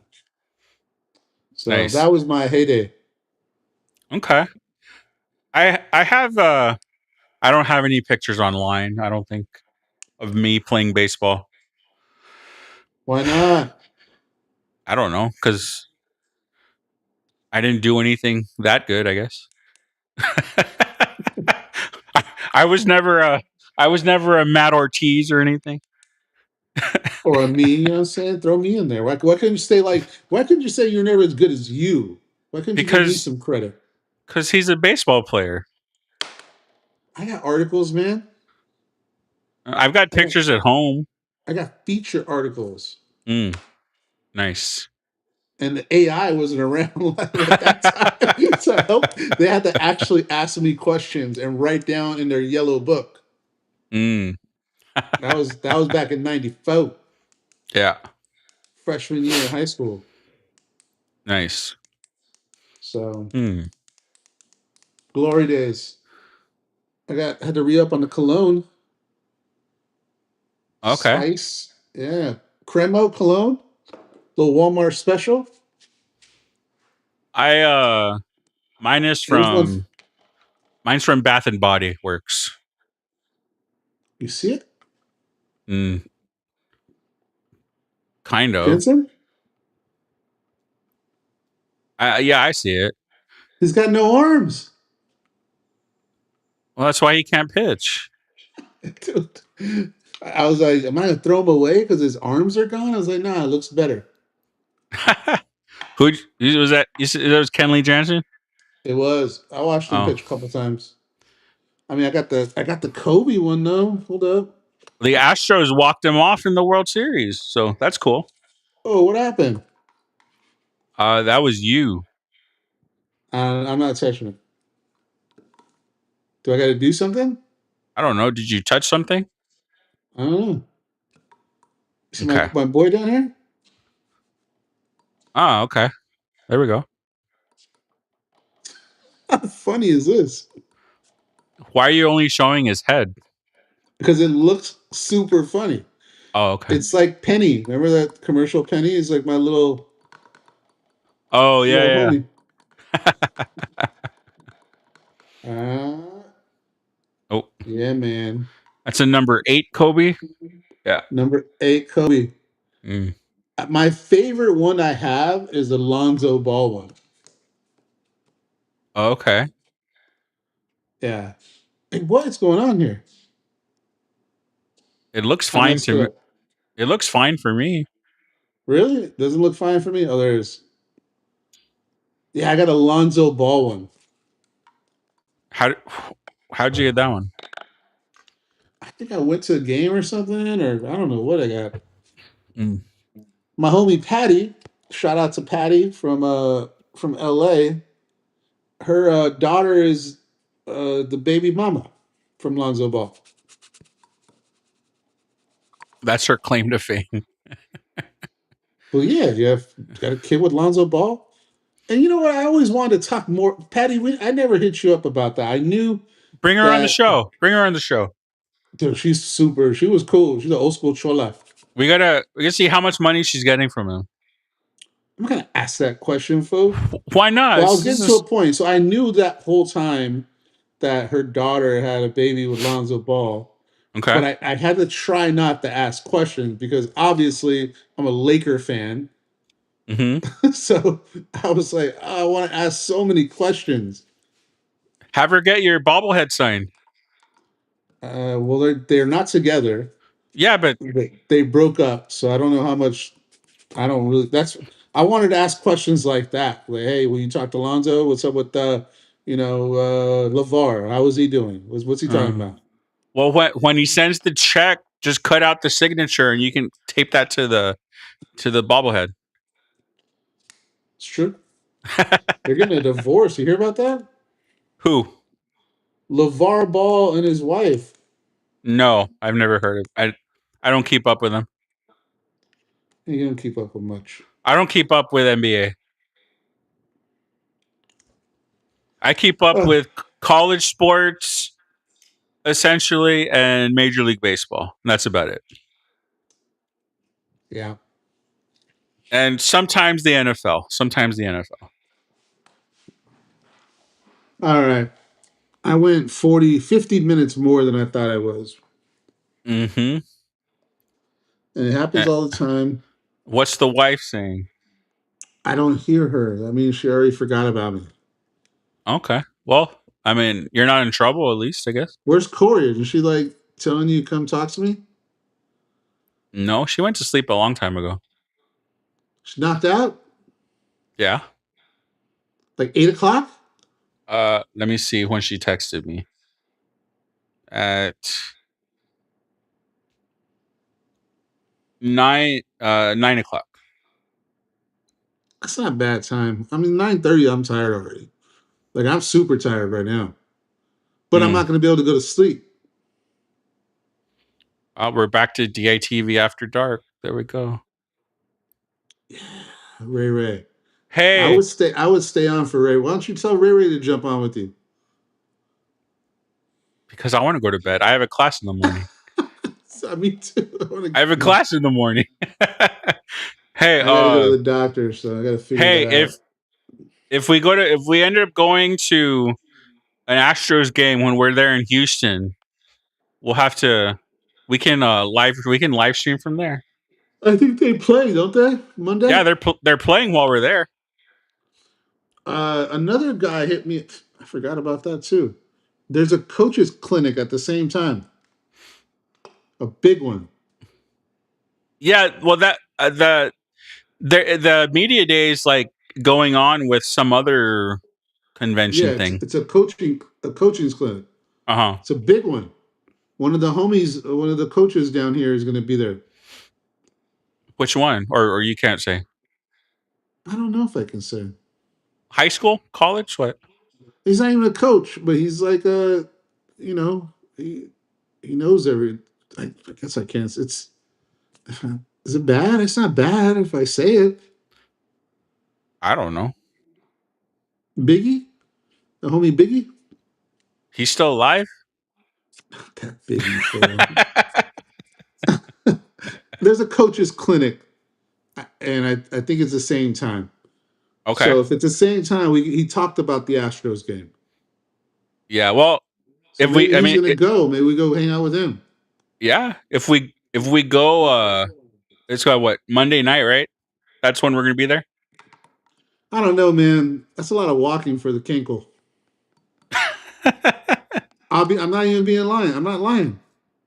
Well, I don't even know how far the Airbnb is from the stadium, so I don't want to do all that. Let's find something else to do. I mean, I'll take an Uber. I'll take an Uber to the game if I want to go. We're supposed to be socializing, man. I'm gonna go to the hotel bar and then see what's cracking at the bar at the hotel. See, you're the social person. You do that. I'll go to the game. So you're gonna leave me? You're not gonna be my wingman? You're gonna be with Ray. Oh yeah, Ray. Yeah. Ray, you want to go have some drinks at the hotel lobby? I can't even drink. So well, that's easier. That means you can drive. We're going I'll bring Kobe with me. What hotel lobby? We're staying at an Airbnb. We're gonna go to the hotel lobby. You know, anybody can go to a hotel lobby bar. Well, yeah. Look, I meant to get him off the screen, but he's still on the screen. So if we're going downtown anyway, then I'll just go to the game. Okay, you want to go to the game? Go to the game, man. I do want to go to the game. I don't want to go to the game. No baseball game. You gotta go for real? You gotta hang out with Biggie, yeah. Well, Biggie might want to go to the game. Well, yeah, of course I want to go to an Astros game. Why would I not? It's a lot of reasons why not. They're not very good. Yeah, they are. Ray says sucking. No, not anymore. See, how do you wheel me back in? Talking about leaving 10 minutes ago. Ray said Pluckers. He wants to go to Fluckers? Pluckers. Fluckers is a sports bar. Pluckers is a wing restaurant. Yeah. A what? Wings. I thought you said wing restaurant. Wings restaurant. I mean, now you're confusing. Now I know I'm getting tired because. Oh, you know what? I'm looking at my computer screen from work, and you know what's right there? Sultry Rivas right there looking at me right now from my LinkedIn profile. The I mean, if divorce you look at attorney this picture, you profile. might fall in love. I'm just telling you right now. The divorce attorney profile picture. There we go. That's kind of funny. That's a good comment, Ray Ray. I got to call it what it is. That was a funny comment. I'm not a fan of Pluckers, so if you go to Pluckers, I don't want to go, Ray. I don't At like all? it. I don't like Pluckers. It's like, it's okay, but it's not like my favorite wing place. Yeah, I don't know. I don't know what we're doing, but I don't know if I can go to an Astros game. I got to see what's up with this foot, ankle, whatever it is. Well, it'll be sorted out by then. You got a couple weeks. So. Yeah, but I'm not as young as I used to be. I don't heal. Hey, but if we've got a handicapped person with us, that might get us more access at the Watch your game. mouth. Watch your mouth. It's hurting right now. All right, Fulio. What's tomorrow? Wednesday? Thursday? Thursday. Damn. Today's All Wednesday. right. Yeah, all day. Okay. My classes this morning, we were learning the days of the week. So Lunes, miércoles, martes. but in English. That is interesting to teach. Why are you English saying them in the wrong order? order. What order? The days of the week. You said them in the wrong order. Did I? I don't know. I'm just throwing them out there. I don't know what. I don't speak Spanish, man. My Spanish is L7 loser. I can't do it. Better I can or worse? understand some of it. Oh. Most of it. Hey, maybe that'll make me an asset in your place of work. I can speak Spanish. No, we can't speak Spanish. They told us. Oh. That was weird. They're like, yeah, we can't no Spanish at all. It's like, what? Because, working for my last job as a bank manager, you have to speak Spanish. You have to have somebody speak Spanish.